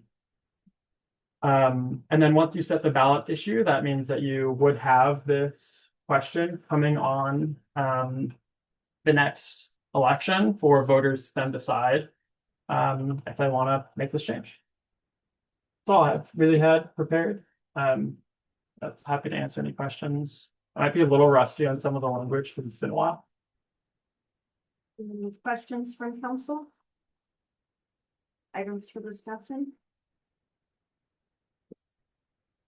Councilmember Bailey? So I'd like to bring the public in on this to better educate them for hopeful passage in November. What's sort of within the bounds of the council to help get the word out as to why we're moving in this direction and why we're hoping for their support. So generally for the FCPA, you can't advocate for a position other than the council can pass a resolution urging voters to vote in one way, but that's pretty much as far as you can go under the FCPA. So we have to be conscious of sort of town expenditures related to advocacy. Even before it's on the ballot. Well, before it's on the ballot, it's on the FCPA issue yet, but I guess I'm maybe not understanding clearly. At what point is it going to be on the ballot and therefore we cannot campaign?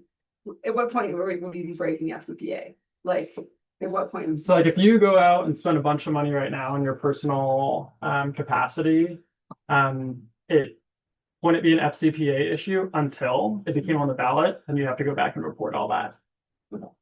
So it's an FCPA issue sort of, if and when it becomes About measure. correct. If it never became a ballot measure, then obviously But then it was- FCPA wouldn't be that's triggered. for. Typically, that's why you don't see too much of that. Yeah. I mean, as far as like bringing the public in, absolutely, you can do work sessions. You can talk about the resolution, you can talk about the language, you can talk about the effect, do all those sorts of typical educational, legislative actions.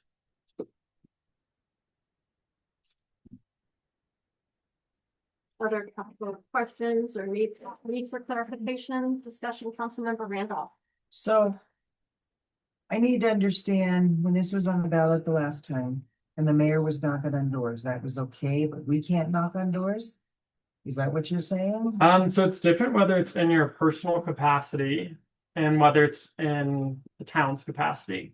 So either way, the FCPA will have regulations related to expenditure of funds for or against any ballot issue or candidate.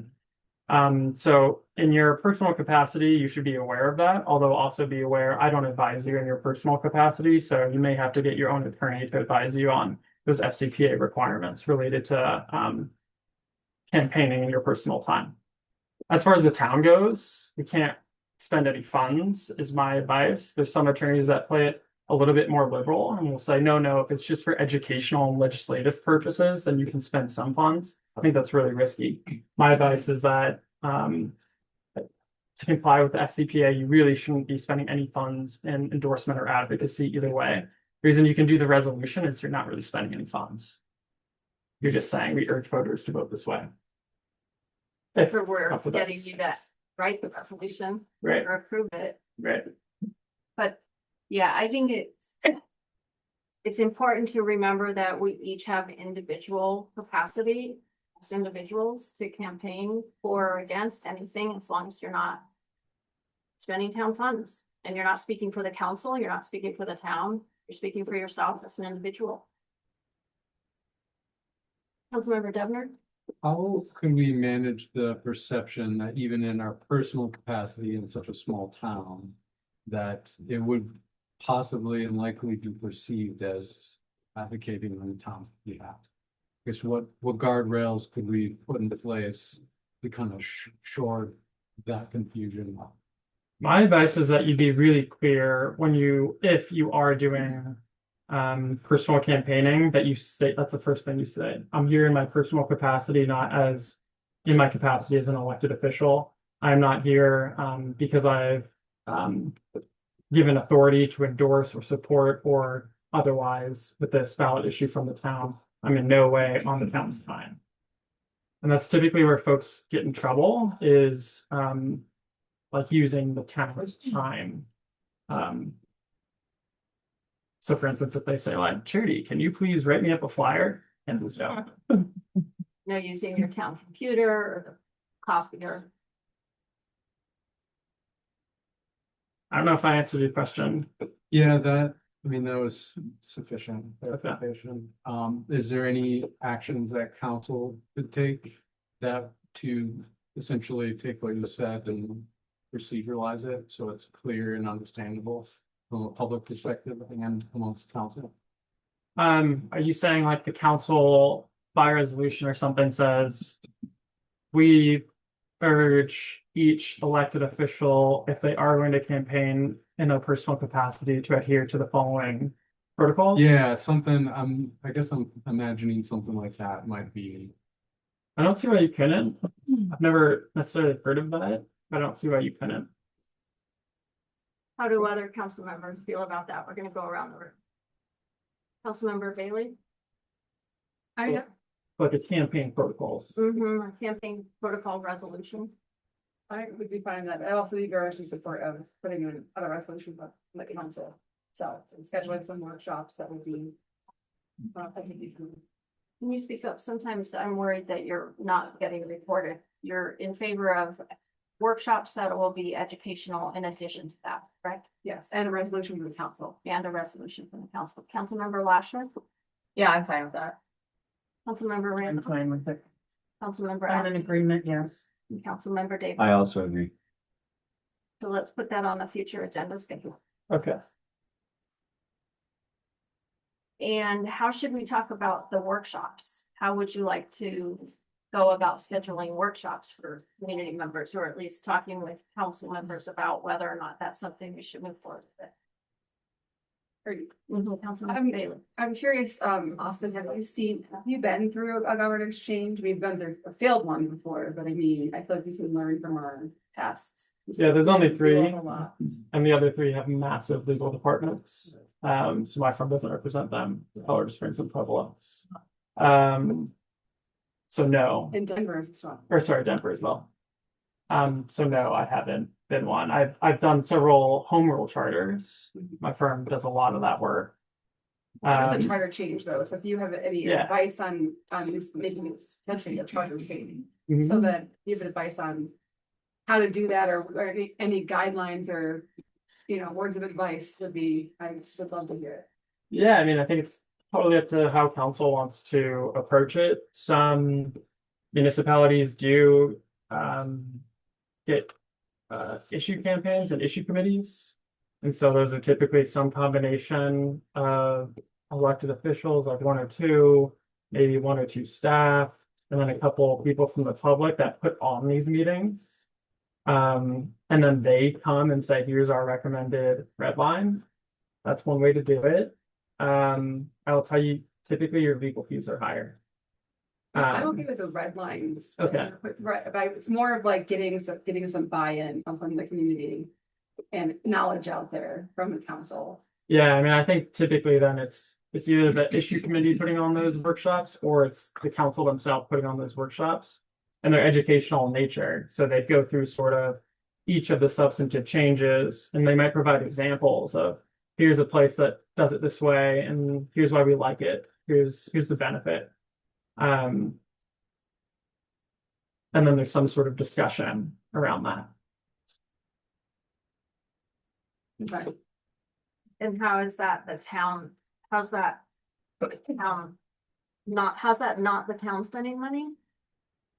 As far as like a workshop, Uh-huh. because it's a legislative action at that point, so you're not advocating, ideally. You have to be careful not to advocate. Yeah, so the idea there is that you're not saying, hey, come to this room and we're going to tell you all about why you should vote in favor of this ballot issue, but instead the purpose should be directly related to education. Hey, we're drafting this charter change. We want to sort of explain each provision. We want to provide examples. We want to state, this is a negative of this, and this is a benefit of this, or whatever it is. Maybe giving pros and cons, and then that would protect us from. Yeah, that's typically how you do it. It's like blue book style. I'm sorry, say that again, please. It's like blue book style. Oh, yeah, okay. And then individual council members can also advocate on behalf of yourself as an individual. And can submit Blue Book pros and cons. Councilmember Dever? Speaking of Blue Book, is this ballot measure going to be added to the Blue Book, or is that something that we would have to vote on? No, it will be added. It's a matter of whether or not we receive the for and against comments. And just to be clear, the for and against comments come from members of the community, not from the town.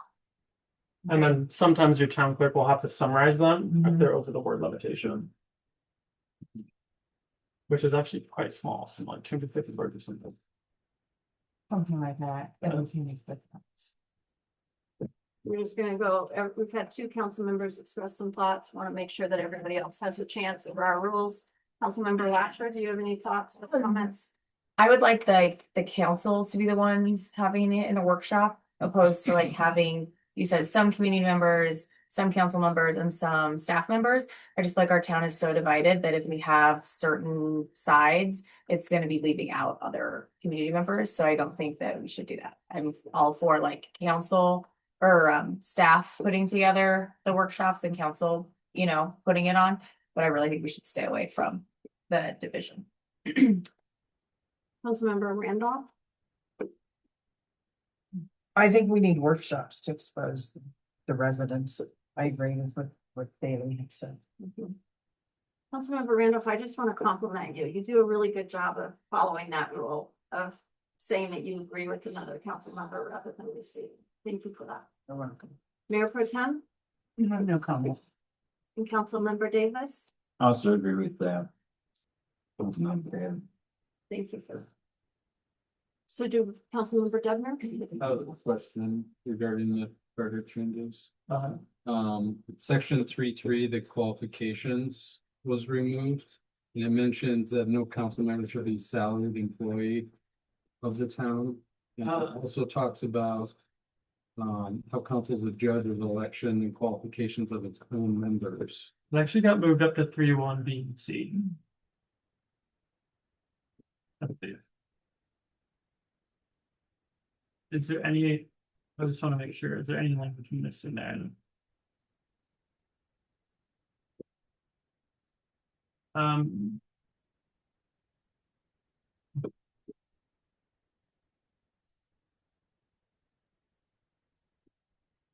That's what I flagged. I was like, yeah, I think it all got moved to that B and C. Again, it was a huge restructuring because instead of having, you know, here's what the town council does, here's what the mayor does, it's mostly mushed together now. I don't see where it says explicitly that they shall not be an employee of the town. I know we just adopted our employee handbook.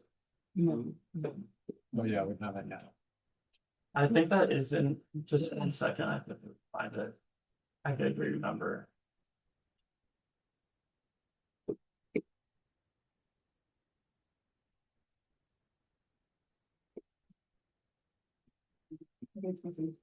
Is it?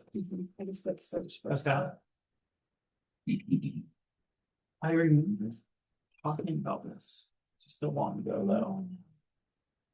Okay, that's a good addition. I guess, do we want to go around the horn and see? Yeah. Let me just finish searching of that page. Not seeing it, because I feel like we didn't. She's used up on employees.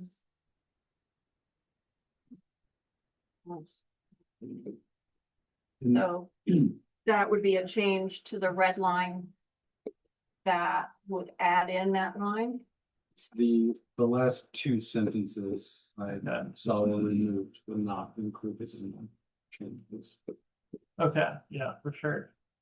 So we're, just for clarification, we're taking everybody's pulse on adding that language back in that says the mayor shall not be a salaried employee of the town. And am I reading that correctly? Yeah, no council member shall be a salaried employee of the town during the tenure of office. The council shall be the judge of the election and qualifications of its own members, subject to judicial. I can tell you I remove that last sentence, because that's regardless. I was wondering. But subject to the attorney's final review, are we in favor of making that change that Councilmember Devner is suggesting? Councilmember Bailey? Yes. Councilmember. I guess I'm just confused. Can you explain it a little better, Austin? Yeah, so this language currently states that a council member may not also be employed by the town. In other words, Councilmember Bailey can't also be your town clerk. Okay. That's what this section is trying to protect against. So that's the first sentence that was removed. The second sentence shall be the judge of elections and qualifications of its members subject to judicial review, is basically saying we have all the powers to determine who is the body or who is the members of this body. And if there's any challenge to it, it goes to district court, which is already true. I'm just surprised it's not. Okay, but if you find it later in Yeah. there, then it indicates, but at least then we. So are you ending up with a yes? To keep that? Yeah. And Councilmember Randolph? Yes. Mayor Pro Tem? Yes. Yes. Councilmember Davis. Thank you. great. Did you have some other questions or suggestions? I guess my remaining question is, after this discussion tonight, will this charter red lines come back to us for another review? However council wants to do about it, sounds like council wants to have some workshops, so it sounds like we're gonna have multiple bites at the apple, but it sounds like at least there's gonna be one change that I can make in that next iteration. Shall we talk about the workshops and how to structure them? Councilmember Bailey, that was your idea. Do you want to propose something?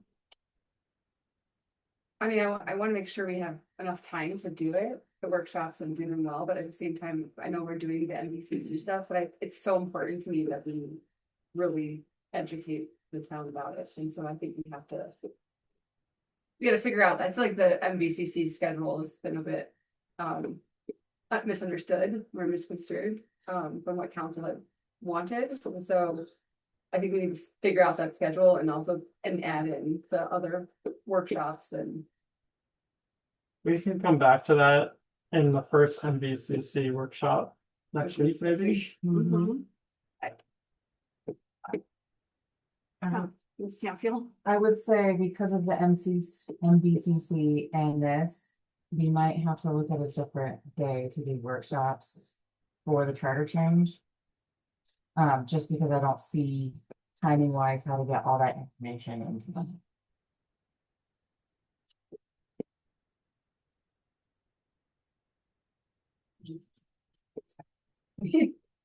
How does everybody else feel? Like, is it? I know we're hearing that it's really important to you, but given the current schedule, is everybody else saying that this is critically important in the same way that we're hearing Councilmember Bailey? And are there potentially other suggestions for how to get that done? Councilmember Devner?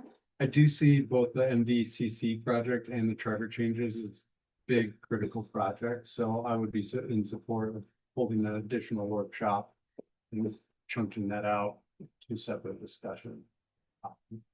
I mean, ideally, we wouldn't have such important projects running in parallel. But I also understand that the needs of, council and our community. I'm in support. We have to have another meeting. Needed time. Would you like to have it in conjunction with the MVCC project or as an additional workshop? My preference would be as an additional workshop, so that way the subject matters are bucketed. And it makes for an easier meeting time and for public attendance as well. How many workshops are you doing? Maybe we could start with one and consider two at a later date. Obviously, it will be noticed as a resolution prior to setting the ballot, so we'll have another there. What if we added it to, let me go around the room and make sure. I was just curious what Charity's thoughts were on it, because she said you started to talk, on doing it on a different day. So what was your vision for that? If you wanted just a specific workshop for this, you could earmark 1 or 2 members in 2 different months to have those workshop times that doesn't fall on a meeting day, since the availability tends to be kind of Monday works for everyone. And then have a very focused workshop on just the charter change.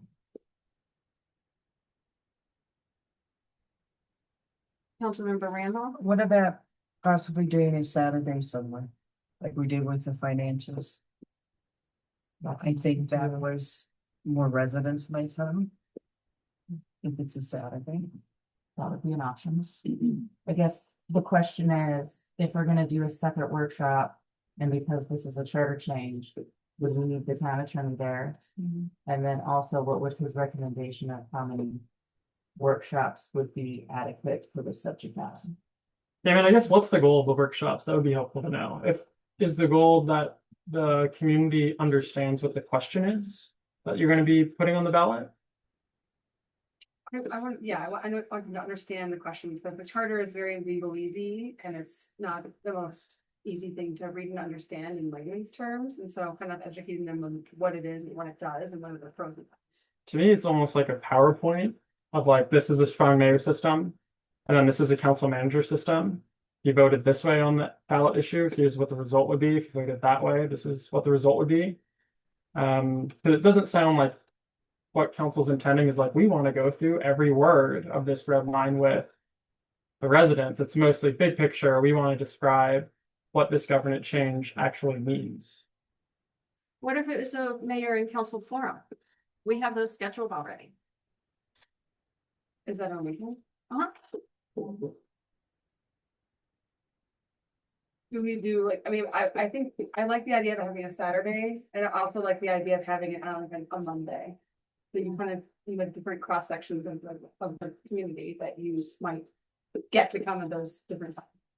What if we presented it at the workshop, at one of the regular workshops, say, April 6th or May 4th? April 6th, we have onset presentation is the only thing scheduled for that workshop. May 4th, we don't have anything scheduled for the workshop right now. Maybe just submit the ballot issue out like in summer. Yeah, that would be close. Well, no, you said May. April or May workshop, so we have an evening presentation. Would that give us enough time to put together a PowerPoint presentation? I think that would be a staff job. That we would all participate in making sure it's got eyes on it. And then, so council would see the PowerPoint first in a meeting. And then we could have the mayor and council forum. I'd have to look at the flyer to see when that is, when those dates are. Councilmember Bailey, let me go get the flyer. It's in the front. You can also post the presentation on our website and put it on social media and all that kind of stuff. And if we get the comms policy ever put out, we could do it like a flyer and notification newsletter or something with, you know, big picture points of the development change. Sounds good. Flyers in there. Okay. So in general, like, we'd have to bring back those dates, communicate those potential mayor and council forum dates, but those are a Saturday. So we need to figure out when we're putting the PowerPoint on the future meeting agenda and working that out. So propose it Yeah. to council at the next meeting, propose a So- solution. Since the future meeting agenda is now part of every regular agenda, we'll discuss internally and then bring that back next meeting. So Just a minute, I'm gonna continue going around the table. Councilmember Randolph, are you in the same? Yeah, I'm just not so sure if I like the mayor council forums because a lot of people don't go to those. And I think this is important and residents were not informed last time and I just think we need to really inform them. What would be an alternative solution? Well, you know, the mayor council forums at town hall. I think it should be a big event at the church so that it's really advertised and we get a lot of residents. I mean, 5 years ago, I wouldn't have had a clue what a strong mayor versus a council manager was. And I think they really need to understand that. So if the mayor and council forum was, that particular one was moved to the church, that would help solve your concern? I think so, because here you're limiting 15 people, and I don't think it's enough exposure. So, that's just my opinion. Mayor Pro Tem, where do you fall? Well, you know, I'm not sure about what the dynamic of the mayor council forum would look like when we're talking about the charter change. Especially if there's, you know, we're looking at opposing sets of values. And how is that, who's going to, I don't want a dominance of one particular person to be in charge of overseeing that particular meeting. That we need, I would feel, to have like a neutral person in there rather than so that we're absolutely sure that we're not advocating for one or the other, that we're just providing the facts. So that's my word. What would you propose?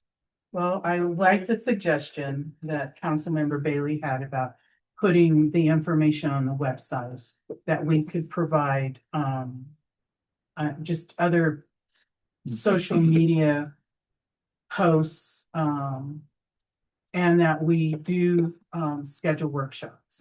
That we do schedule 1 or 2 workshops. Does the idea of having one be a regular workshop in the evening with a council meeting and one being the council mayor forum at the church help? Are you in favor of that? I would- solution? My preference is 2 workshops, not a mayor council forum, So just 2 evening workshops? whether that be evening or weekend. Mhm. And Councilmember Davis? I agree with Councilmember Aldean. We should do that with workshops. Because that'll educate most people.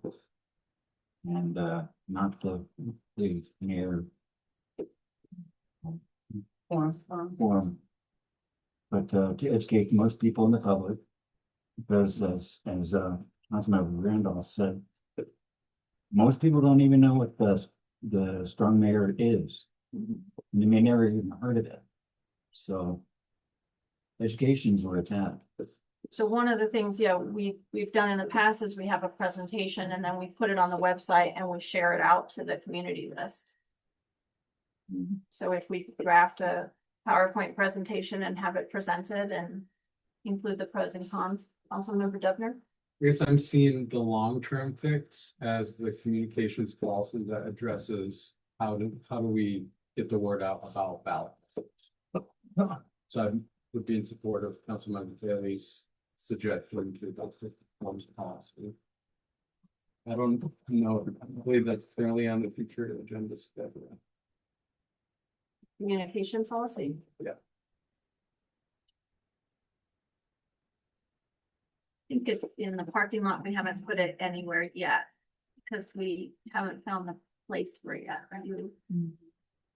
I see it in the parking lot right now, and we have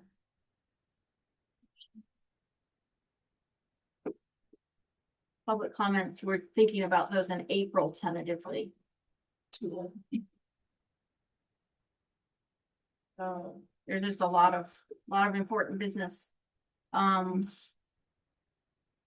If you'd like to add a PowerPoint presentation at 2 workshops coming up soon. I would. I think the workshops are the preferred format from my perspective, because those are more official structured town meetings, whereas the mayor and council community forums, historically, that started out as a mayor community forum. So the workshop seems like the most neutral place to have that discussion. Are we then, sounds like Councilmember Bailey, are you comfortable with 2 workshops as soon as possible? Yeah, I mean, I feel like we need to get the word out to this. Councilmember Lasher? I don't think we should, I think we should do one soon, and then I think we should wait a few months and then do another one. I don't think we should do them like close together. Councilmember Randolph, 2 workshops as close as fast as possible, or? No, I think 2 workshops, 1 right away. But we have to be very defined about when the second one is. We can't push it way out. I think if they're back to back, they're not gonna do it. I see. Yeah, I do think that we should see with staff how soon they can get the PowerPoint. I mean, I don't think we should schedule something. I want it done like very informative and very professional. So as soon as possible, within reason, so that staff can manage it well.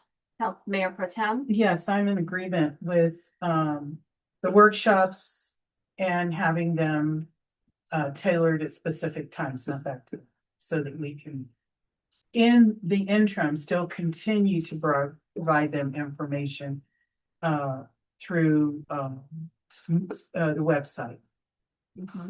Councilmember Davis? I also in agreement with Councilmember Aldean and Randolph about the workshops, not spaced too far apart. And we educate most people with all that we can with them, with the staff. Okay, so do you want to summarize, restate what the direction is? Do we feel like we have enough information? I think so. It sounds like we'll put together a PowerPoint internally, that generally describes the effect of the charter change and what the two governance structures mean in practice. So an educational kind of PowerPoint around that topic. We will bring back at the next meeting proposed dates for the workshop. For the two workshops, one sooner and one closer to when the ballot issue is actually going to be set. Sounds great. Everybody agree that that is what the intention of staff direction was? From the debtor? Yes. I just had a quick clarifying question. For the two workshops, were we gonna aim to do one on the weekend and one on a weeknight, or did I we? think maybe we can allow your staff to to bring that discussion? forward at the next meeting, and then if council disagrees, it will be part of the packet.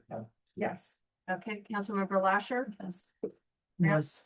Mayor Pro Tem? Yes. Councilmember Yes. Davis? Thank you. Thank you very much for that summary.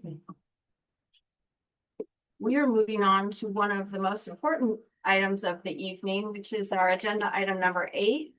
The mission, vision, and values discussion. Oh, I'm sorry. Make a Councilmember motion at Davis. this time that we table the mission, vision, values and add it to the future agendas.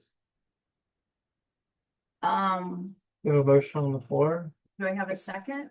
Second, so. So We'll need a roll is call. there any discussion about this? Councilmember Bailey? Curious if you could share your. Well, we have time to talk about this later. Is there any other discussion? I guess I'm just confused, like, Councilmember Lasher, yeah, go ahead. I guess I'm just, like, what does that mean? We have time to talk about it there. We have future agenda meetings that we can talk about this. Councilmember Randolph. As I went through the packet, I looked at everybody's suggestions. I think trying to do it at the table is gonna be very time consuming. I suggest that we each look at everybody's suggestions and try to put one page together that we like if I picked Liel's description, one of her descriptions and down the road, I think we could come to an agreement that way. I think if we sit here and try to discuss 6 pieces of paper, we're gonna be good on mine. I think if we could consolidate it. I think Ms. Individually. Campfield had some ideas. You might want to allow her the opportunity to try to facilitate the conversation. Because I'm not sure I'm understanding what the alternative is of doing it at the table. Is there are you suggesting that each council member attempt to consolidate and put together a single, but that's what we just did at the last meeting. We each did our own, except for me. So how's that different? What do you come back? We submitted them as a packet, but we Mhm. didn't actually look and try to piece them together. So you're saying now that you have all the information, each person could then take their best shot at consolidating or putting together a single version based on everybody's input? And then we would have another 6 documents. And how did they get? No, we wouldn't have another 6. I don't know, Charity, what are your thoughts on it? We have a motion, a second on the floor. We're having discussion. Okay, I mean, it's debate. After the motion and the second, you have the debate. right.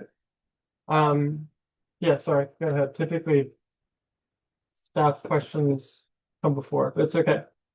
Well, shall we follow that procedure then? As the chair, I feel like if you've got a motion that was not, like, we didn't have any prior notice of the motion. So there was no possibility to have a discussion about it prior to the motion. Per Bob's rules, after the motion and the second, you have a debate. You have an opportunity for debate. So since the council needs to know how to vote on the motion, we need to understand where everybody falls and what is the question of the motion. Does that make sense? So due to the timing of when I received all the responses, I was able to just do a high level comparison of common trends that I saw in everybody's. If the suggestion is to consolidate how many submissions we have, I can take what was submitted, do some wordsmithing, and provide the council 3 or 4 options when I bring it back that you guys can discuss and vote on. Councilmember Devner? I'm in support of charities perspective that she just shared. And this is one of the questions I had when we first had the mission, vision, and values is, well, how are we going to combine them together at the end? Anticipating that this might be the scenario at the end. So I guess I'm in support of allowing staff to take what we have submitted, compile it, and propose options based off of our 6 initiatives. So in that case, you would vote no on the motion on the floor, and then we would finish the conversation and have discussion about it. Just make a motion to do that. Well, that's still in table. It would still be tabled with direction to bring back 3 to 4 responses on the next Right, meeting. right. Second. So maybe it's already seconded. So is there more debate, or do you want to make a motion to amend that to specify? I think that's the next step, is to make a motion to amend the motion on the floor. Or we could have a friendly amendment. I'll amend it. Let's hear what Charity has to say when she puts it together. Okay, So it sounds like. Well, per Bob's rules, actually, you need to vote on that Right. motion to amend. But it yes, I sounds like, accept that okay. amendment. I accept that friendly amendment. I understand it to be that the motion is to table this and allow staff to consolidate the mission, vision, and value statements and bring back some options for council to consider that include everybody's thoughts. that's Oh, the, I'm so sorry. so that's the motion on the floor. So then we have a principal motion and second. And And you had a motion to amend, a motion to Yeah. amend that. which you accepted. So I that's what's live. accepted it. That's what's live. Will the clerk please call it? Does everybody understand what we're voting on? Voting to table it with allowing the clerk to put together some solutions. In summary, will the clerk please call the vote? Councilmember Davis, Yes. Mayor Pro Tem Augustine, Yes. Councilmember Randolph, Yes. Councilmember Bailey, Yes. Councilmember Devner, Yes. Councilmember Lasher. Yes. Motion passes unanimously. Thank you, everybody. We're up to agenda item number 9, which is our discussion about the Gazette, and Ms. Campfield again has the floor. So my staff report let you know that in the January 12th, 2026 meeting, council had directed staff to put a pause on all Gazette publications. Staff was able to investigate the current contract. It did lapse at the end of 2025, and we were obligated through February's publication. So right now, no further content will be submitted after February unless otherwise directed by council. The Gazette will not deliver any of the publications unless we are actively participating in submitting publications to them. And I did attach the rate sheet of what it would cost outside of the contract, and it is about to go up by 10%. Can I ask a question? Councilmember Lash. If we just did like random publications, would they deliver then? Or is it, we have to have a like month-to-month subscription for them to deliver? I'm gonna defer to the mayor because she is the one who. Thank you. So the publisher said that in order to get the Gazette delivered to doors and mailboxes, it really needs to be a two-way street. He said, quote, "I can't care about your residents more than your council cares about your residents." That's what he said to me. He said, if you purchase a contract that's 12 months, then he's happy to deliver it. He pays a premium for that. He also delivers it past Sheridan and, you know, to areas not just directly in our town, but he's going to stop that if we don't have a contract. And if we just purchase as needed, the rates are at least 10% higher than what we see in the packet. So our $500 a month single page, the normal contract is $2,498 for a center spread, which we stopped doing. So the full page is $1,388 for a single page per month. And we've been paying 550 or 505, something like that, yeah. So those rates will change and be per issue. Or if you did one issue, it would be $1,749 for a full page versus 500. So we also I got an email from a community member, Sandy Rubino, who said, she said, I don't know what the reasoning is for discontinuing the Gazette, but I personally really like it because it lets us know all the community events around, and our kids go to Wheat Ridge schools. So it's really helpful to have the newspaper each month. So I said I would represent her at the meeting. Let you guys know that I got that feedback. Councilmember Randolph. So I went on their website. You can actually sign up for their newsletter for free. And the research I did said that it is delivered everywhere, 15,000, said you do not have to pay for advertising. He started delivering it to us as part of the contract that I negotiated with them. So that changes when we change our contract. Mayor Pro Tem?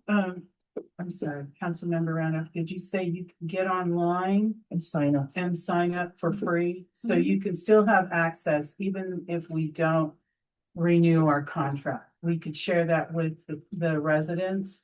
And also, aren't there locations that have the Gazette that we can go and get it if we want to have it? I mean, it's available at stores and various places, so we could post where residents could pick that up. I believe it is. Yeah, that's true.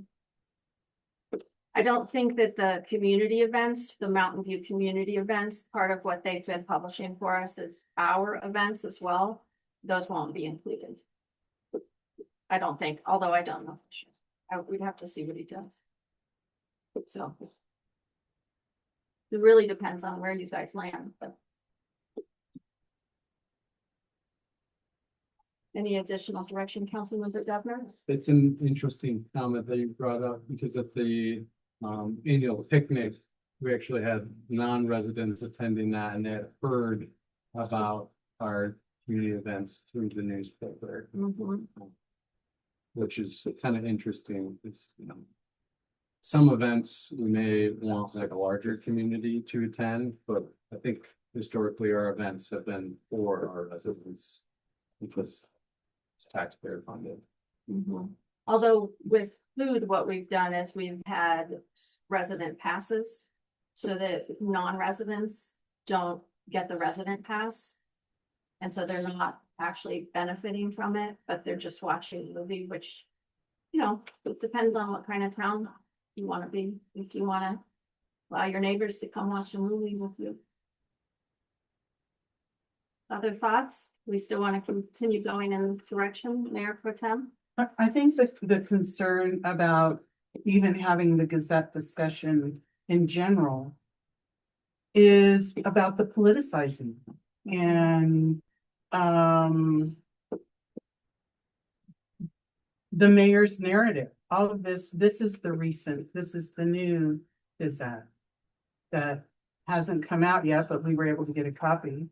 And I'm reading this and there's like questions in here that I have to ask that don't, in my memory, are not accurate. And so that is the issue about the Gazette, is that it's politicizing and it's really one person's point of view, which may not be the community as a whole. And I'm happy to ask questions about the articles that I read. I But think I'd like to hear everything- from everyone else. Yeah, everything in that is factual, as I said I would do, but. Other thoughts? Councilmember Bailey and then Councilmember Lash. I just kind of got into how we got here. If the contract ended, when did you see Charity? In End of 2024. the end of 2025. How were we still obligated to cover? When Because the editor, the way that the editor does it is that they reach out and say, please confirm that you can do this content. And then you confirm, and so they've already allocated the space. But we had a conversation with the Gazette at what point, and when, I just feel like it seems a little strange that we have a February issue. It was the meeting on Monday when I was in Portland, the remote meeting that we had. January 12th. January 12th. The deadline for the Gazette was that coming Thursday, which I had already committed to, and I stated that in the meeting. You up? Councilmember Randolph? If you look at this neighborhood gazette, it gives you the right here where he delivers. 15,500 total monthly distribution. 15,000 mailed directly to residents. And 500 distributed to racks around the areas below. This goes from Youngfield to Sheridan, I-70 to Colfax. So why would he put this on here and then say he wouldn't deliver? I'm happy to ask him that.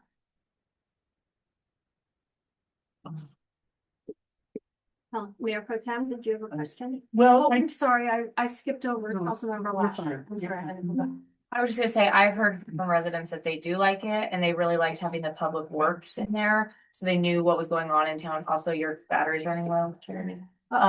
Where's the port? Do we have any, does anybody have a cord from this computer? Any of your work computers will use the same computer. Okay, we're gonna take a short break so that we don't lose the recording. It's 8:56. We're gonna take a 3-minute break, just 1 minute. Come back at 8:59. You're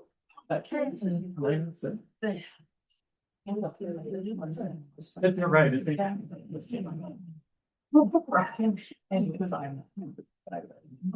I just didn't know what. So I couldn't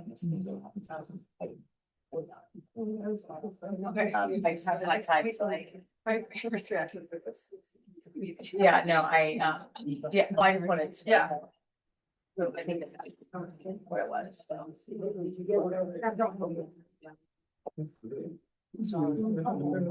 Like, you know, I thought it was like big. Right, so that's why I was like. Yeah, no, I just wanted to know what it was. So I was planning. Yeah, I mean, so. that was, there wasn't. Yeah, no, I appreciate it. I just was like, I just wanted to be in the know. Yeah. No, we were. I just was like. Yeah, that's the ones I have. No, I didn't like. I see. How is that? It's only so.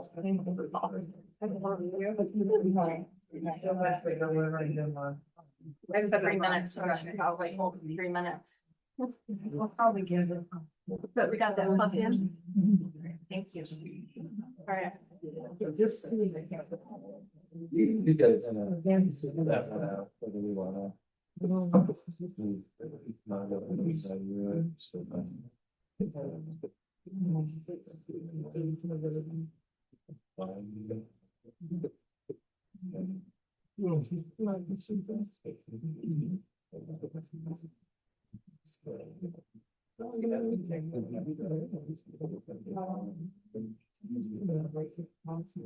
Yeah.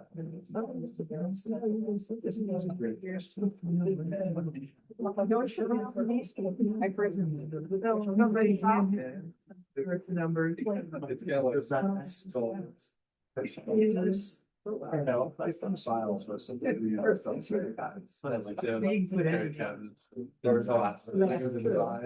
the West Sussex, right? Okay,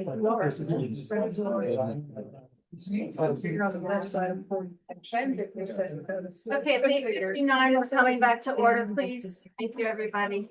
So we were allowing, Councilmember Lasher have the floor. So I was just saying that I've heard from residents that they really do like it. They really like the public works part of it, so they knew what was going on in our town. And is it called the Mountain View column or the mayor's column? It was the mayor's column until just recently. Okay, so it's your view on town? Okay. And if council wants to do that differently, they just need to make some rules around it. Okay. Let me make sure nobody else wants to speak and then we'll come back. Mayor Pro Tem. I appreciate that residents enjoy the public works, but it's not the public works who's writing the article. The entire page is written by the mayor. So it is heavy-handed. And we don't have a balance of information. And when it says that by town of Mountain View staff, that's not town of Mountain View staff, that's not accurate. And so the issue is, in the past, there have been true politicizing in which the editor of the Gazette received tremendous amount of complaints about that. And so we as council either decide to choose to have the Gazette, and we also need to choose what the editorial content is, and how do we oversee that as a council? How do we make sure that the information in here is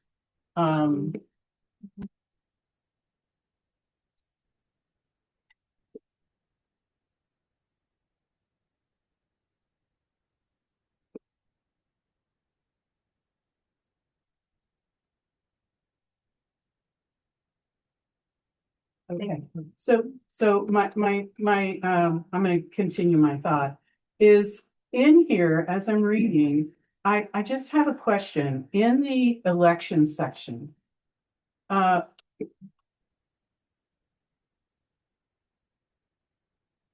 sorry, let me look at my notes, because I got them all over the place, bear with me.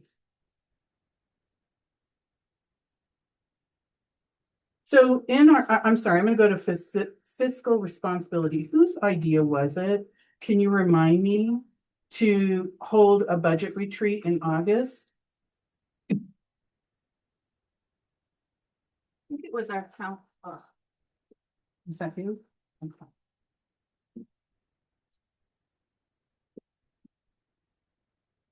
Can you tell me what you tried? Let's see, I thought it was there, so hang on. Can you tell me what you've done to try to implement internal financial controls? We've done process improvement in terms of AP. Double checks and balances and coding. We eliminated a lot of the auto pays because it took a lot of time for reconciliation and it was costing more staff time with the contracted town accountant. I think working on streamlining the credit card process and how we use them internally.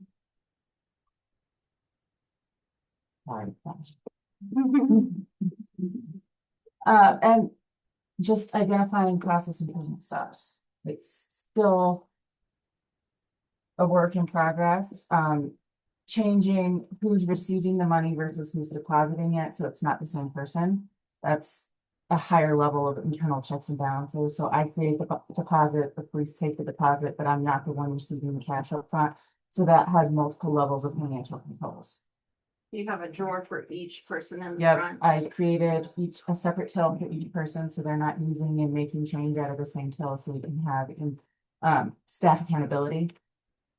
Thank you. I think I'm getting into the weeds about this particular article, so I'm gonna allow the rest of the council to talk about what they feel and their concerns about the Gazette. I mean, right now, the direction is that we stay the course and not renew the contract, right? That's sort of where we're at. I think we're back to Councilmember Devner, and then we're gonna, as much as possible, continue on. You have opportunity at a future point, if we want to bring the Gazette back for an article, we could negotiate a contract. Or presume. Is that correct? You can negotiate a contract, yes, but what he was clear with me about was that he would not deliver it. It cost, he said he lost 25,000, 27,000. I can't remember the range. It was 25 to 27,000 last year as a business, that it's a labor of love and it's not making money. And he can't afford to lose more money And, he said if the town purchases an annual contract, he believes in this work and he would be happy to deliver it to the doors. But without that, he can't afford to do it. So I think you could negotiate a contract, but I don't think you would negotiate less than a year and get delivered. It's my understanding. But we could revisit this in the event that we hear from a large number of the community regarding this. That being said, you know, I do think having a defined communications policy, like, we probably should have that in place before we started using the Gazette. So until we get that in place, I'm still in support of putting a pause on the Gazette. And I think, and correct me if I'm wrong, Ms. Campfield, from just knowing the cost of publications, or just, is this possible that we could do it cheaper in-house if we want a way to communicate to our residents?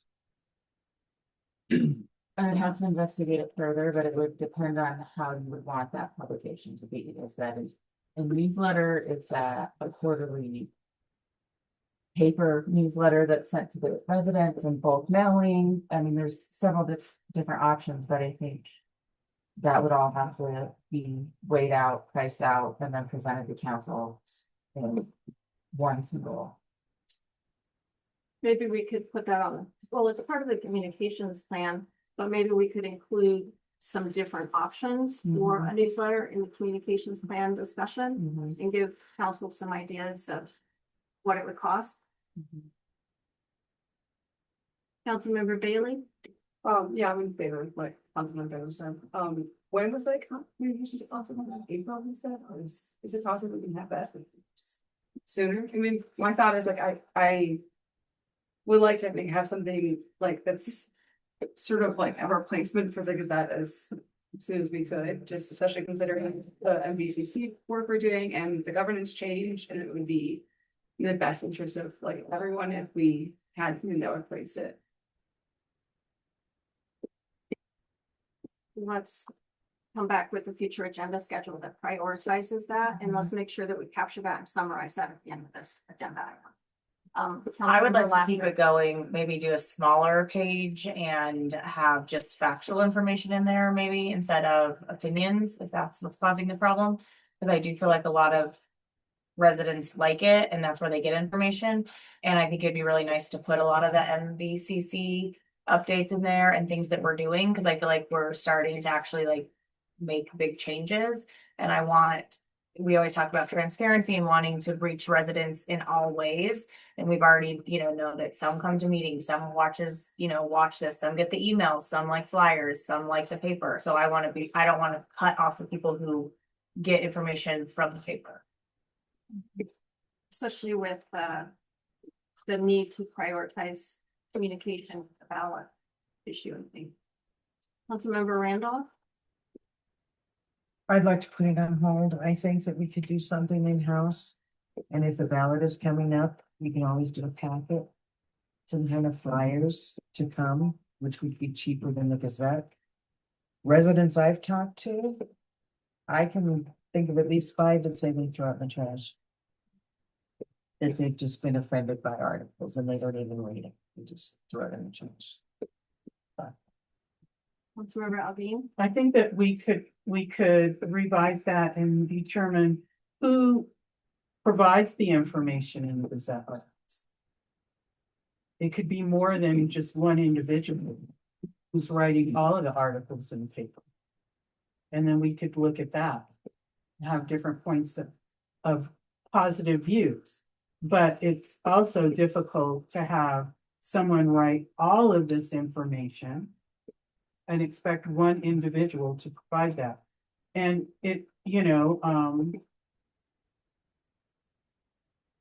it's one point of view and it seems skewed to me. It's not balanced.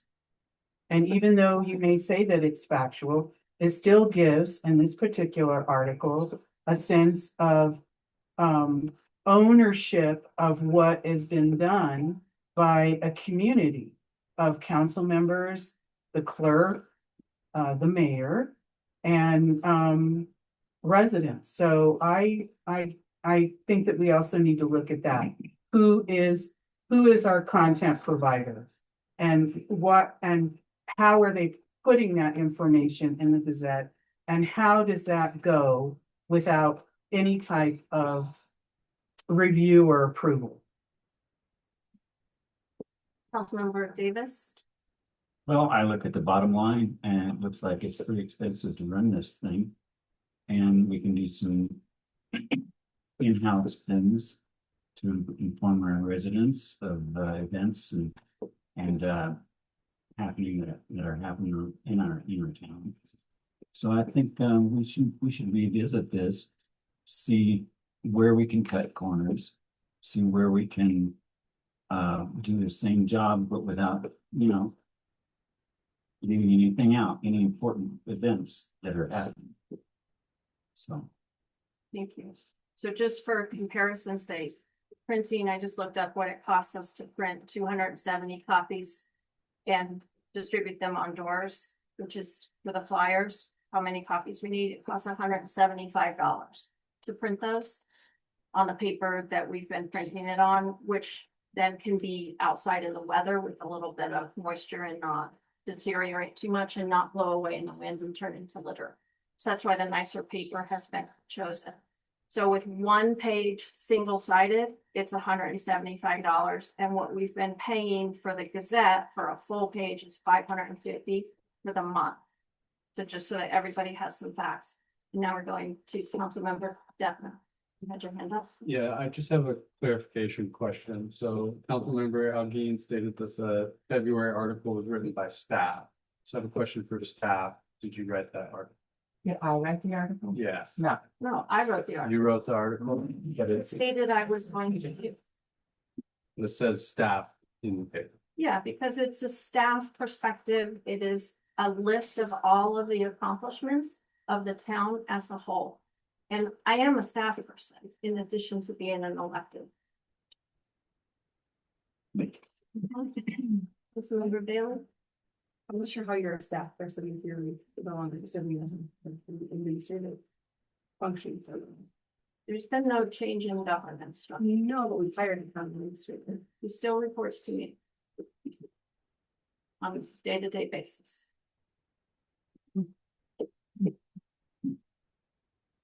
Councilmember Lasher, I don't have anything else to say. Councilmember Randolph, $175. I think you're getting overcharged for printing. I think you need to get more quotes on printing. And I don't know why you couldn't put flyers out at like the MVB workshop. That's a lot of money for printing, considering I had my flyers printed. I can't believe you're paying that much. Mayor Pro Tem, I see your hand up. Yeah, can't we use this printer? I mean, is Does it this, still get charged for this printer? If you want, okay, But but it would be substantially less than rocket printing, correct? probably we would have to compare. And the paper's not as good, so that's the problem with this paper, is when you print here, the paper, what we found is that when you put it on doors, it's flimsier, right? It's like office paper. And so it turns into litter more frequently, and it also doesn't withhold weather. So when it gets left out overnight, there's, dew or a little bit of moisture or snow, which happens. We see the difference. But if that's council's direction, then that's the direction we go. I can't see how it goes.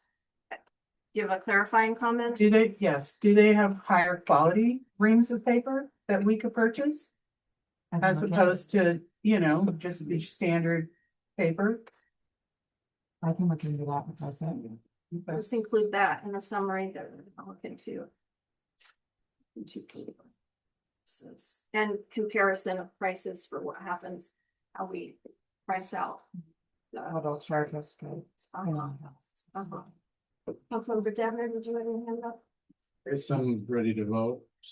Councilmember Bailey. That was one more comment. We're supposed to be able to be able to differentiate whether or not we want a flyer at our door or we get an email. I still gotten flyers. And How recently can you say? You know, but I definitely, I've still gotten flyers that most of them were just electronic, so I feel like if we put the word out more that you could get the same information electronically in your inbox, that would be a huge cost saving in town. And if we just, we could make sure that we were doing that with the flyers. Can I comment on that? Councilmember I've done Lasser? flyers like a million times and it is so hard with your list, trying to see like people, like as you're walking down the street, you're like, does this person want one? Do they not? This person wants it under the door. This person wants it in their, thing or whatever. It adds a lot. I mean, I don't do flyers anymore, staff does, but I don't know if that's something that we can add to their list as well. Well, so here's a thought. Obviously, people who choose to have a utility bill still mail paper. We could print flyers in-house on a cheaper paper and mail the utility bills, but that's only a quarterly solution. Mhm. But it's an option. I can say I Councilmember Randolph? Don't want my utility to be mailed. Where I go online and pay and I don't need a paper copy. I think a lot of those things have fallen through the cracks and people don't know that. I don't need it though. But most of the people who still request a paper bill like the paper flyers and that was my point. Oh, So, but is there a list to say no, go spend the postage and send it? yes, no? you can sign up for a electronic bill. But a lot of people choose to still have a paper bill. So in that same thought process, they probably want a paper flyer as well. Well, I signed up for no buyers and I still got. So I think the list should be, these are the people that want the flyers. And not. No flyer. That's an interesting solution. Mm-hmm. We could change it rather than everybody gets the flyer as a default. And only those who don't want the flyer don't get it, to nobody gets a flyer unless they affirmatively sign up for it. That could save some funds and some effort. That would be a communication effort. Councilmember Bailey? Another thing is like, is along those same lines, you have the people that did want the flyers, if you did a bulk mailing for those and everybody else just got them. That would be an easier way to save time on who, like trying to figure out which door wants what and what location on their door. And all that, you just bypass all of it, do a bulk mail. It's slightly more expensive, but maybe the residents actually get what they want and you don't have to worry about staff time to distribute flyers. Mayor, Councilmember Davis. I agree with Bailey on this because you can do this online. Most people can get their stuff online. If you want to read an article, you can read it. And you can also get a couple of hundred flyers done for free right over here at the Supplemental Library. So. Couple hundred flyers for free at the library? Yeah. No comments from the community, please. Let's look into that as well. Mayor Pro Tem. And could we really consider, like, when there's more than one piece of information that we're wanting to share, that we could do a split flyer and consolidate as much information. And yes, at the Smiley Library, for now, you can make 100 free copies per day. Wow. And that's one-sided. You can't make two-sided because that's considered two. But the Smiley Library will allow you to make free copies. So do we want to sort of, I think we're all on, we're hearing some consensus from council that council wants to continue the pause on the Gazette. Correct? And I want to hear from everybody. Sure. Yes. Yes. Yes. Okay. And then we've heard, do you want to summarize what the other things are that we're going to look into and bring back to council? Because really this was sort of, are we going to continue the pause on the Gazette question and sharing the information? So I need to investigate the paper pricing and see what it would cost to print flyers on higher quality paper in town hall. Printing flyers in-house versus having it outsourced, bulk mailing costs, splitting the flyer into more than just one message. The opportunity to maybe put some flyers in the utility bills based off of people's preference on wanting paper utility bills. And then the library offering free copies. And maybe some options for if we were gonna do an in-house newsletter. Yep, in-house newsletter Nice. with an option of electronic. Councilmember Randolph? So as nice as it is, I can't talk anymore, as nice as it is now, can we use the cheaper paper for flyers? We only use the good paper when it's gonna rain or snow?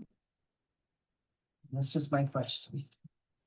She's gonna be investigating that, bringing back, I will have to look at the information pricing for after she researches. Mayor Pro Tem? On the bulletin boards, could we indicate when we have post a new flyer that flyers are available at the front desk of town hall? Or we could even have, you know, those little plastic, I don't know, I'm gonna call it a little box with the lid that adheres to the, we could even attach it to the bulletin boards where we could slide in pages of. Like when there's a house for Flyer. sale, people put the flyers next to the thing. Mhm. I don't know what they're called, but. I Yeah, was trying you to know figure what out. I'm talking about, those things. So that we could have our flyers available, even if they were posted around the little libraries. I mean, you know, there's different areas that we could provide our newsletters. And then also another question I have, which we would have to find out from Guy at the Gazette. I mean, where does he determine that he drops off all the free flyers? I mean, the free newspapers. What are the locations where he drops off all the free newspapers? So if they're close to town, people can go and get them. a question I will have to investigate. So we've added a couple more things to from staff direction that I think Mayor Pro Tem Alvin articulated pretty well. Thank you for taking the speak with us as your team works to find business Okay, investigations. And, yeah, we're gonna just need a pause for a minute while we wait for our community member to turn off the phone. Thank you. We have enough staff direction? Everybody's ready, move on, okay. Thank you, everybody. So we are at agenda item number 10, which was the mayor's report. At the last meeting, statements were made that I had acted unethically. The allegations were that I illegally changed the mayor's salary ordinance, blocked council's discussion on it by placing it on the consent agenda, and had a conflict of interest without disclosing it. Those statements are slanderous and not supported by the record, and I'm going to walk us through the facts. At the workshop, Councilmember Bailey raised the issue, this was the August one, of future-proofing the ordinance in the event of a governance change, specifically if the town were to hire a town manager instead of a town administrator. Later that same night during the regular meeting, Councilmember Bailey also confirmed that the salary change would be triggered immediately upon the start date of a town administrator or manager. When it was time, I restated the motion. Councilmember Unger stated so moved. There was a second and it passed 5-1 with Councilmember Devner being the only one voting no. Following that meeting on August 28th, the clerk, town attorney and I met for our standard postmortem review where we finalized the language for the amended ordinance. Here are copies of the amended ordinance that was in the packet and was posted to the website. So that's the final ordinance that passed on the consent agenda at second reading. It was sent to you in your packet. It was posted to the website. Note that the ordinance reflects the council's explicit intent in section 1. It says the pay changes shall automatically apply starting the date to which the status of the town administrator to the town manager position changes. And it's written in such a way that it would be hard to see how we didn't reflect what the council's direction was. At a later date, after the town administrator's surprise appointment, when my salary was suddenly cut with no warning to me, I had what I considered to be a private conversation with the town attorney in which I referenced an earlier draft of the ordinance because I was struggling with the timing of the abrupt salary change. Perhaps this draft is what council members think they passed on the consent agenda. But if so, I don't know how they would have gotten it because it was never publicly published. And I certainly didn't give it to them. And anyone looking at the actual record, the ordinance that was in your packet and noticed on the website and now in your hand, cannot say that the language didn't reflect council's intent. It's not conceivable. Or if it is, you need to educate me. Let's talk about the consent agenda. Placing an item on the consent agenda does not remove council's responsibility to review it. Any council member may pull an item for discussion and should if they wish to discuss it. I explicitly offered assistance to Councilmember Debner in removing the item from the consent agenda since he was still learning the rules. In an email on September 14th, I stated, quote, "I'm happy to consider removing it from the consent agenda or walk you through the procedures for doing so yourself." He did not pursue that option, nor did Councilmember Bailey, who was at the table that night, but is now making these allegations. If any council member had pulled the ordinance from the consent agenda, we would have had a discussion at the table. We could have considered whether an additional conflict of interest analysis was needed once I became a declared candidate. My understanding, based on guidance from the town attorney, is that this is precisely why incoming mayor compensation is set prior to an election, because doing so avoids the conflict. However, no item was pulled from the consent agenda, so no discussion occurred. As a result, there was no opportunity to revisit the issue at that time. That was a procedural decision made by council. Raising concerns after the fact when the established process was available but not used is not an appropriate way to address it. In short, the record is clear and always has been. And these accusations are baseless. They are coming from somewhere other than the official record. I also want to address similar insinuations regarding other matters, including the appointment of the treasurer and changes to job descriptions. In each instance, council acted through an open and informed process.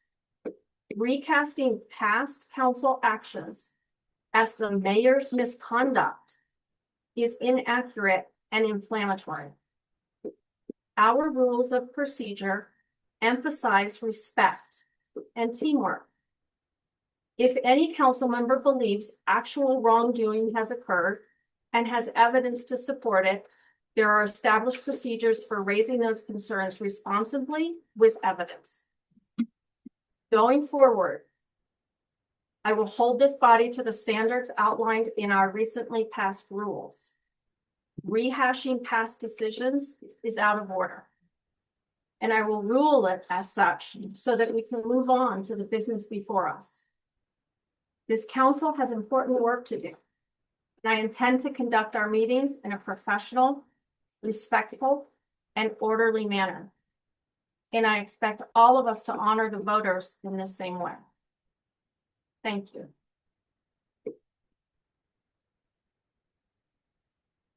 I'm going to move on to reporting on the audio video equipment at the church.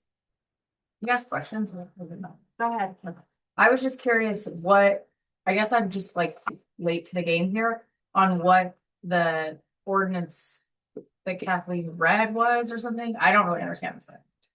You want to elaborate on that? I don't have my notes with me. Was the ordinance that you read that one or was it something else? I don't have them. I couldn't count them. Does that one reflect the council's intent? The wording is strange. I wouldn't have worded it this way. Did we establish if the town attorney reviewed this wording? Prior to it being on the consent agenda? My recollection is that we did it in our postmortem on the 28th.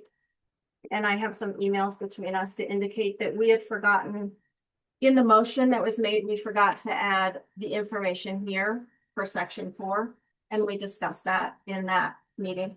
But it was also a big meeting for us because I think it was when we accidentally understood some other things and we had to suddenly stop. So we were interrupted. I don't remember. But does this language accurately reflect council's intent is the question, or is this document not the It document? could that be you were- misconstrued, because in the case of a governance change, all I had wanted to do was like have town administrator / town manager. That's all I was advocating for doing, not putting in the case of a governance change. All you would have had to do is town administrator / town manager. You wouldn't need in the case of the governance change language. But you understand that it was in the consent agenda and you passed it. And you didn't remove it from the consent agenda to have that discussion at that time. Well, I would have thought that if there was wording added, that it would have been brought to our attention. That it changed. And therefore I probably would have asked the full consent agenda. But you're responsible for reviewing it in the consent agenda. Right? And going forward, the ordinances won't be consent.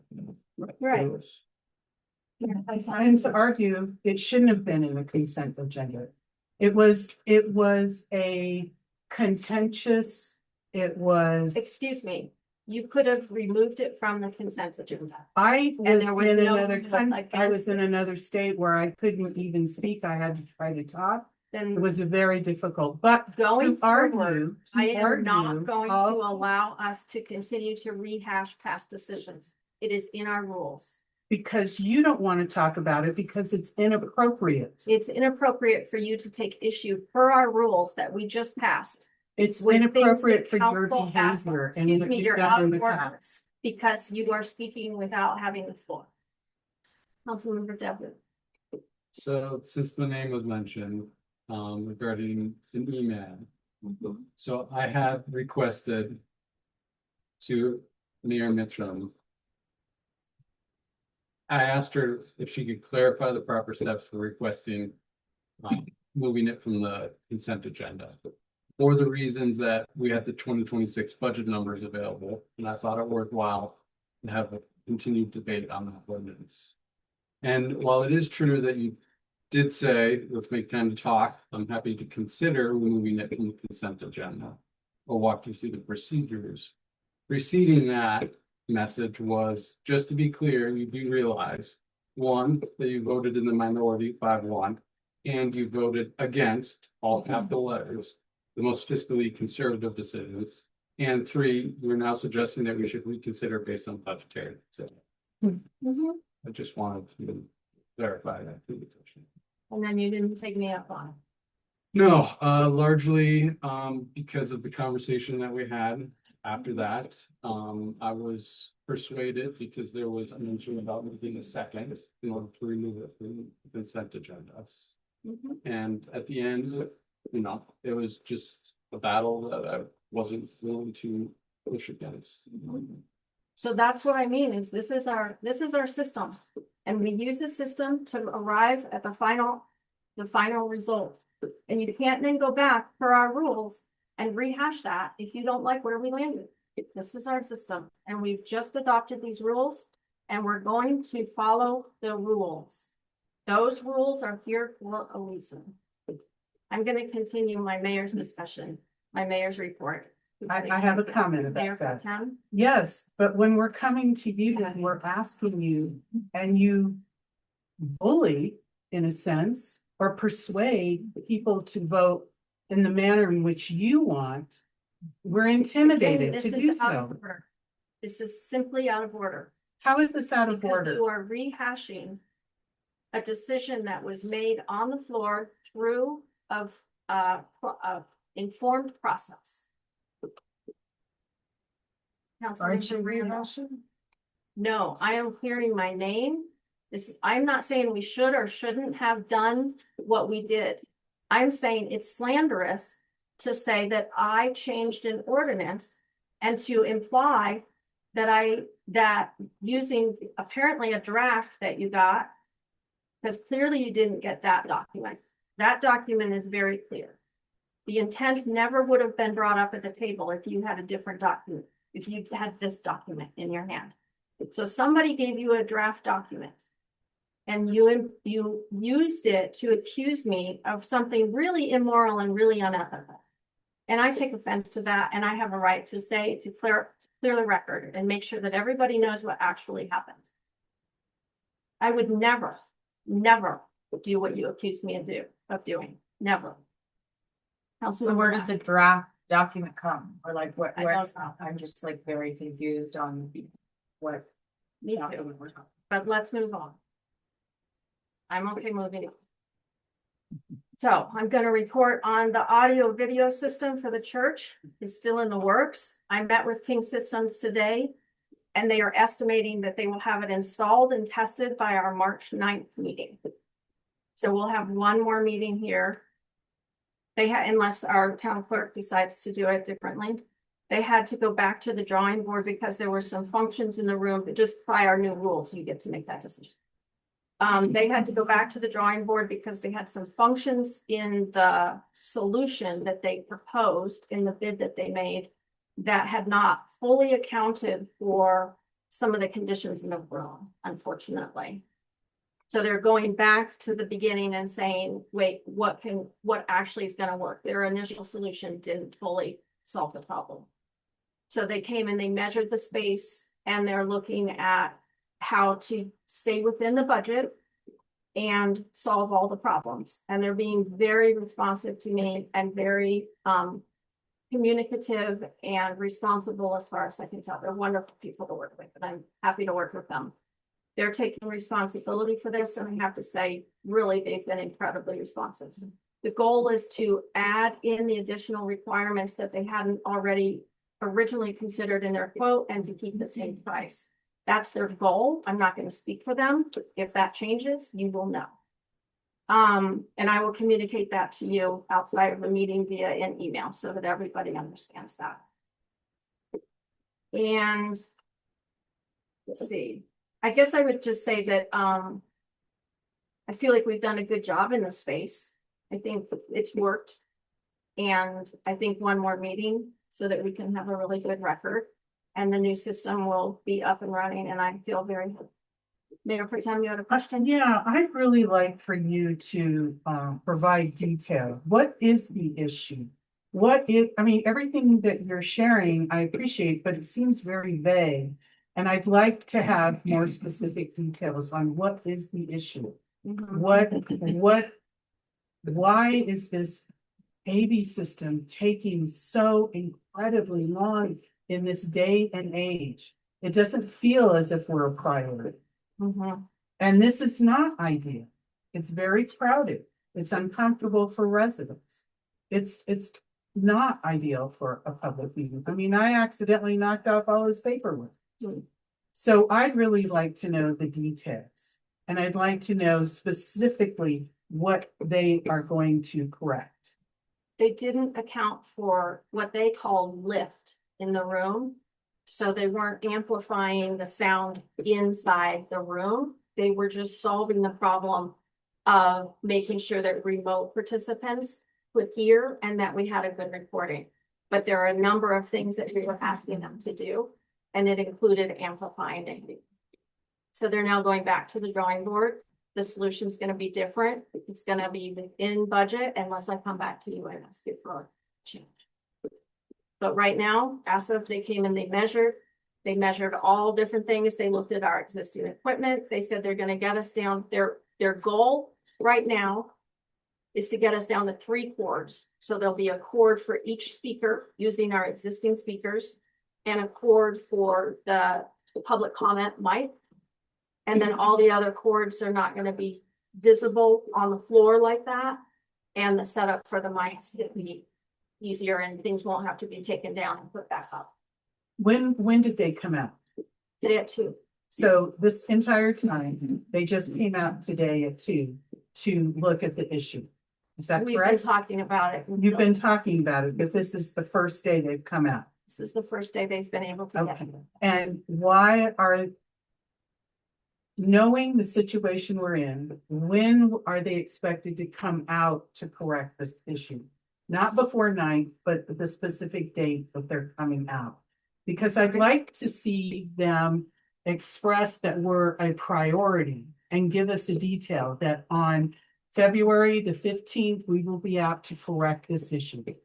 So it requires ordering equipment, and they don't know whether or not the suppliers have all the equipment until they order it. They have to design the system, break it down into all the different pieces, and then order the pieces, right?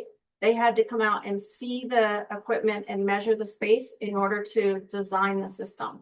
And while before that, they were looking at what possibilities were there for the problems that the situation presents, right? So I think they're doing a wonderful job. So they didn't come out, they assumed they thought the problem was, but they didn't come out until today to really truly determine what the issue is. Another concern I have is, aren't we paying the church monthly and we're not utilizing the church? So we're losing that monthly rental. This is not our area of expertise, which is why we hired a really good company, the same company that did Denver, the same company that did Edgewater. And I would just suggest that we trust this highly reputable company that's been doing a good job. I don't feel they've been doing a good job. I mean, they just came out today. We've been waiting for months. It seems like we could find someone else who would be more attentive.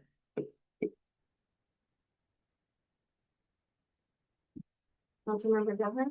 Can we request, from the vendor, communication to council about the project timeline and status updates? I feel like that would provide assurance that the council's interested in knowing where we at executed. Sure. Request communication from the vendor regarding, remind me, can you repeat that, please? Just the timeline for project implementation. Okay, what I told them is that, I gave them the dates of our meetings, and I asked them what's the first meeting they could have it set up and, tested already, not just set up, but tested, so that our town clerk and myself both know how to use it. And, they said the first week in March, and that they would schedule the second half of the first week in March for testing it, possibly on the weekend, so that March 9th, it would be usable. So if you'd like to hear that from the vendor themselves, I'm happy to ask them to communicate that to all of council, or to forward it to the clerk, who can forward it out. I think because this is such a material concern for council and the public, I think having that direct communication from the vendor would be a benefit. Sure. Councilmember Randolph? Yeah, you said last meeting that you would send us correspondence and we never saw it. Yeah, I couldn't find that in the meeting. I got an email from Mayor Pro Tem Alvin saying that, and I responded to her asking for where that was in the meeting, and I'm sorry that I couldn't find it. So I felt like I had communicated pretty effectively with where we were and what I could share. There wasn't a lot more to share until today. So I have some. My thoughts are, with all my years in construction, is you telling me needed inside by this day, they have to issue or somewhere else. Yeah, I just have never seen anything like this bad. I wouldn't call them, in my personal opinion, they're not a good company, because they should have taken care of this. you know what? When I first started doing this job, I had sort of a similar perspective. And what I found was that municipal work is really different than private sector work. And that it's a very small municipality. We really have to be careful with our vendors and build good relationships with them. They're trying to assert ourselves and be a little bossy with our vendors it doesn't work well in my experience. And so, it's just sort of based on my experience. Money's money. If they Yeah. want to do the install, they will do it. And if you write it out in the contract, then they have to file it. Well, we could hold the contract if you guys like. And we could ask, we have we to could start start out to over? bid. Is that what you would like to do? I mean, that's an option. Municipalities, aren't they the most, it's late, so I'm losing my words. We're guaranteed payment. We will pay them. We should be, seen as, okay, we got a municipality regardless of the size. That we are guaranteed payment from this little town. And so if we want to continue to have service with this little town, we need to be attentive. And I just find it really hard that businesses would not see something that is truly guaranteed as we have to be careful with our vendors. I disagree with that concept. Okay, well, we'll hear from the vendor themselves. Councilmember Latchin? Was I mistaken? Did you say you worked with this company before at your old job? Or was that something else? Well, when the town of Hudson built their new Yeah. town hall, King systems put in the AV system that we used and Right. eventually had to develop hybrid meeting because of COVID. But what's your, I'm very tired too, I can't find the words. What's your, like, when you worked with them for Hudson or whatever, were they responsive? Was this kind of how they behaved with them? And didn't you say this was like one of the only AV companies that did municipality work, or? They were very responsive with us, but it was also kind of a more methodical process because we had to have the AV system installed prior to us moving into the town hall. Because the council chambers was so large and the vaulted ceilings, we couldn't function in a meeting space without the AV system working. So there were a lot of change orders. They did have to come back and make a lot of fixes and a lot of tweaks. But it eventually became an effective system, especially when. One of the things they said is that this is sort of, they said, you would think that this wasn't par for the course, but this is just the way this kind of thing works. You know, they kind of made a joke about it, like we weren't that special and that there are always going to be complications with a system like this. And I said that our prior volunteer person who had set it up had really struggled with some of the things that they're struggling with as well. And they said, well, yeah, it's physics. It's a difficult problem to solve. And so I think it's a complicated thing. Like we have problems keeping our computer plugged in, you know, like it's technology and this is a complicated problem that they're solving. And I think we need to stick with the course of action that we've chosen and trust them to solve the problem. It's one more meeting and they are the experts. But if you guys want to pull the contract, we have the right to do that. They were supposed to do it within 30 days. So we could pull it and put it back out to bid. It's up to you. Councilmember Davis? No, as I see it, you have a system that works. You have a space right here. And you're looking at budget and how to save the money. And who's to say that the new system can't be stolen from the church? I'm just saying. Well, I've seen band members lose their equipment right in the parking lot. Okay, you can knock out a wall, you can do it with the rearranging, but you can do it right here. And that would save you $20,000. The equipment in the church will be locked. I'm just saying, you don't have to spend that kind of money to do this meeting right here. Are you in favor of pulling the contract and just Yes. having the meetings in the town hall? Sure. How does everybody else feel about that? Councilmember Devner? So, you have clarity, the contract says that the vendor was supposed to execute within 30 days, and it's been over. Not here, then not that. But we pulled the contract before with the vendor. Historically, not gonna call. I'd be interested in hearing what this. Councilmember Bailey? I don't think that that's sustainable here without a serious amount of work. And I think it would be wasted money because I feel like this is ultimately not the space for this community. Moving forward. Councilmember Latchin? I would like to stay at the church with the new system. I think it's just more convenient for everyone. Councilmember Randolph? I would like to stay at church with the new system, but I have a question. For Charity, if she's able to pick where we're having the meetings, can we not get that fixed for one meeting until they get this installed? And I'm saying that because it's becoming mass mandates in several hospitals. And we've been shoved in this little room and it's not good. I think that would require staff time to try to tweak the current system we have to see if it's functional for the next meeting. There's no way. We can, you're welcome to try it, but there's no way. I can tell you. Very affirmatively. It will not work. And allow for remote participants. And allow for a reliable recording. It simply won't.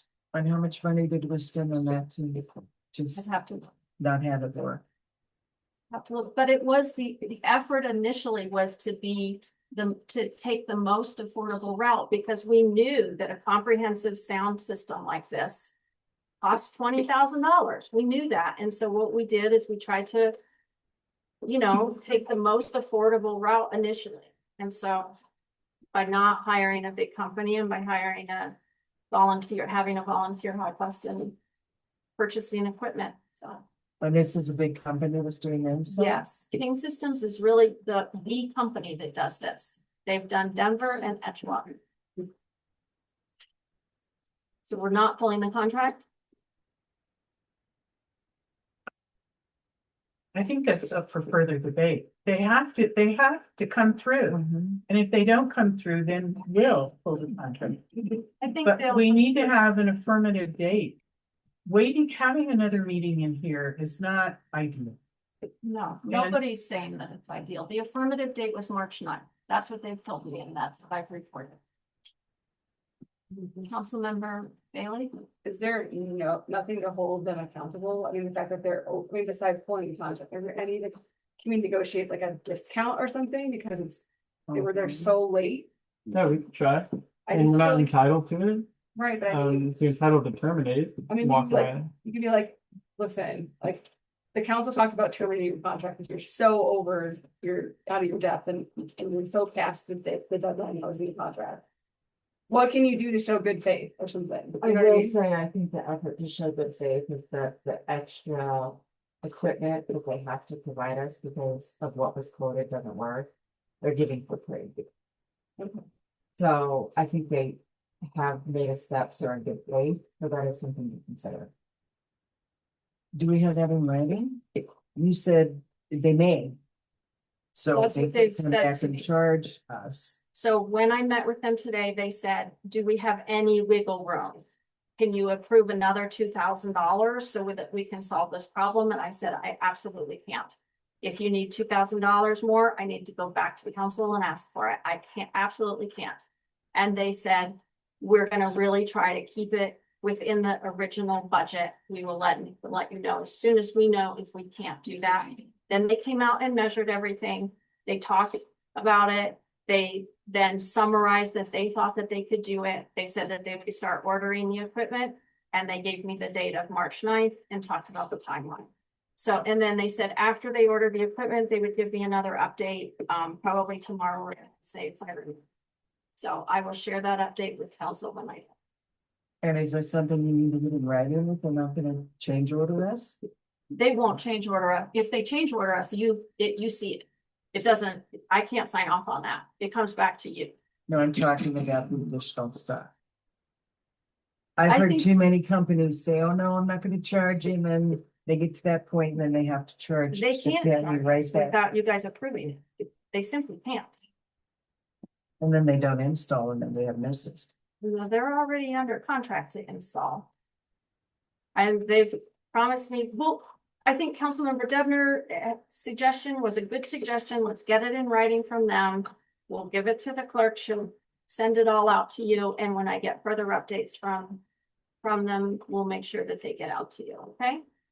Councilmember Bailey. I'm curious, Charlie, how involved have you been with the contract negotiations for these systems? So you've not been involved at all? We use a form professional services agreement. It's a plug and play. And you guys approved it in your resolution. Councilmember Devner? Do you use the conference room technology planning checklist? It's available on the website. No, sir, I did not. 'Cause just from like a quick look at the website, they look very well put together as far as execution and providing, essentially step by step what needs to happen. So I guess I'm surprised at the timeline, unless they weren't able to execute in 30 days. They said they just misunderstood the original goals. Beyond it, they said they were sorry and they're gonna try to make it right and they'll get it installed for the March 9th meeting. Okay. With that said, we've reached the end of our agenda and we are hereby adjourned at 9:55 PM. Point of order, I think you skipped council. Oh, I did, I'm sorry. Can I do a friendly amendment? Actually, as far as Barb's rules, you do the motion to amend if there's an objection. Uh-huh. If there's an objection to the Oh, motion yes, to adjourn, then it requires a vote. of Right, council. so we had an objection. And so we just keep going, and the only way to adjourn now is by motion. Okay. So, are there any council reports? I would like to, I'm sorry, just a minute. I saw council member Randolph's hand up first and then I'll go to you, council member Davis, council member Randolph. For the last meeting for me. I mean, I've got a lot of experience in HR. And I have been upset all week when you refused to swear in charity. I think it was unprofessional. I think it showed lack of leadership. I think it was petty. And I don't understand why you don't give her the respect of swearing her in. And I just have to put that off my chest. Thank you for sharing your thoughts. Councilmember Davis. I don't have a council report, but I would like to move that the town administrator research and reply to the question that Brian Carney has asked at the council meeting in public comment. So Need to per guide the, me. yeah, so per the rules, public comment, we don't respond to unless the chair directs staff to do so at that time. So that's the procedure in which we go about responses to public comment. I guess if there was there was a motion on the floor, so if there's a second, then you will simply act as overruling that rule for that purpose. And then we'll have some discussion. Is there a second to Councilmember Davis's motion to direct our town clerk to respond to Brian Carney's public comment? Which he brought up several times. Four times. A second. So we have a motion and a second. Do we have any discussion about this? I feel like there have been some responses to him on some level. Have there been any prior responses to the community member? I mean, he has submitted core requests that I have responded to. He has asked specific questions that Austin and I have worked on responding to. That specific question, no. I might have responded to him as well at different times. I feel like I've tried hard to communicate with him about this issue, but it's just not really a town issue. When we were standing after a meeting, we talked to him in person. Chief was there. We specifically responded to him and we offered him mediation. And we said, the tool for this is mediation. If you'd like to participate in mediation, that is the tool that we can offer you. I think after that meeting, like when he submitted his quote, that was responded to. Right. So I'm not sure what kind of response we could give him. That's why I would have refrained from saying we should respond to him, because I don't know what kind of response we can give him. Perhaps we can just put that on again and get it out to him and council, if council approves the motion. Okay. In your point of information, with our new rules and procedures, that response would be shared with all of that, but As a CC. So then we need, is there any other discussion or debate? Then will the clerk please call the vote? Everybody understands they're voting on whether or not to direct our town clerk to respond to Brian Carney's public comment at tonight's meeting?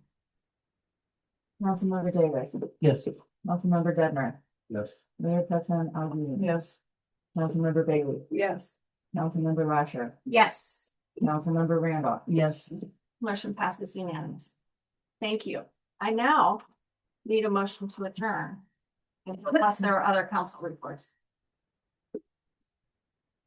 I have statements to say.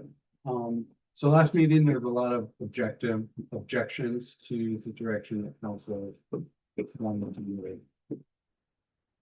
So I guess one question that I have is there gonna be a job description prepared for this new combination? Of course, yeah, I'm working on it. You provide a date? No. It would have been better not to put the, I'm working on it.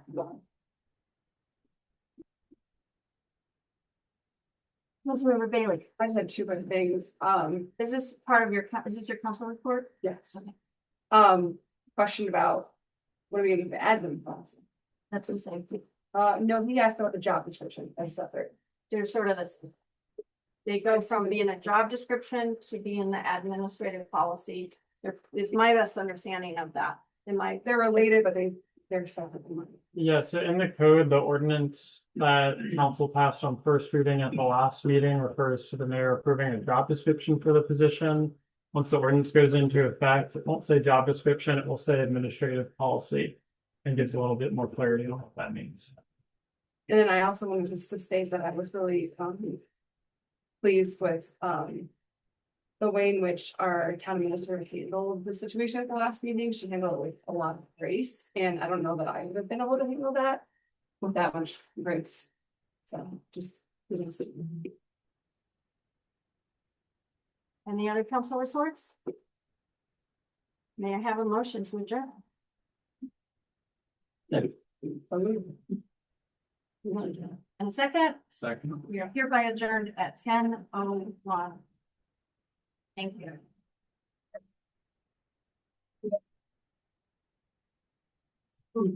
You're welcome.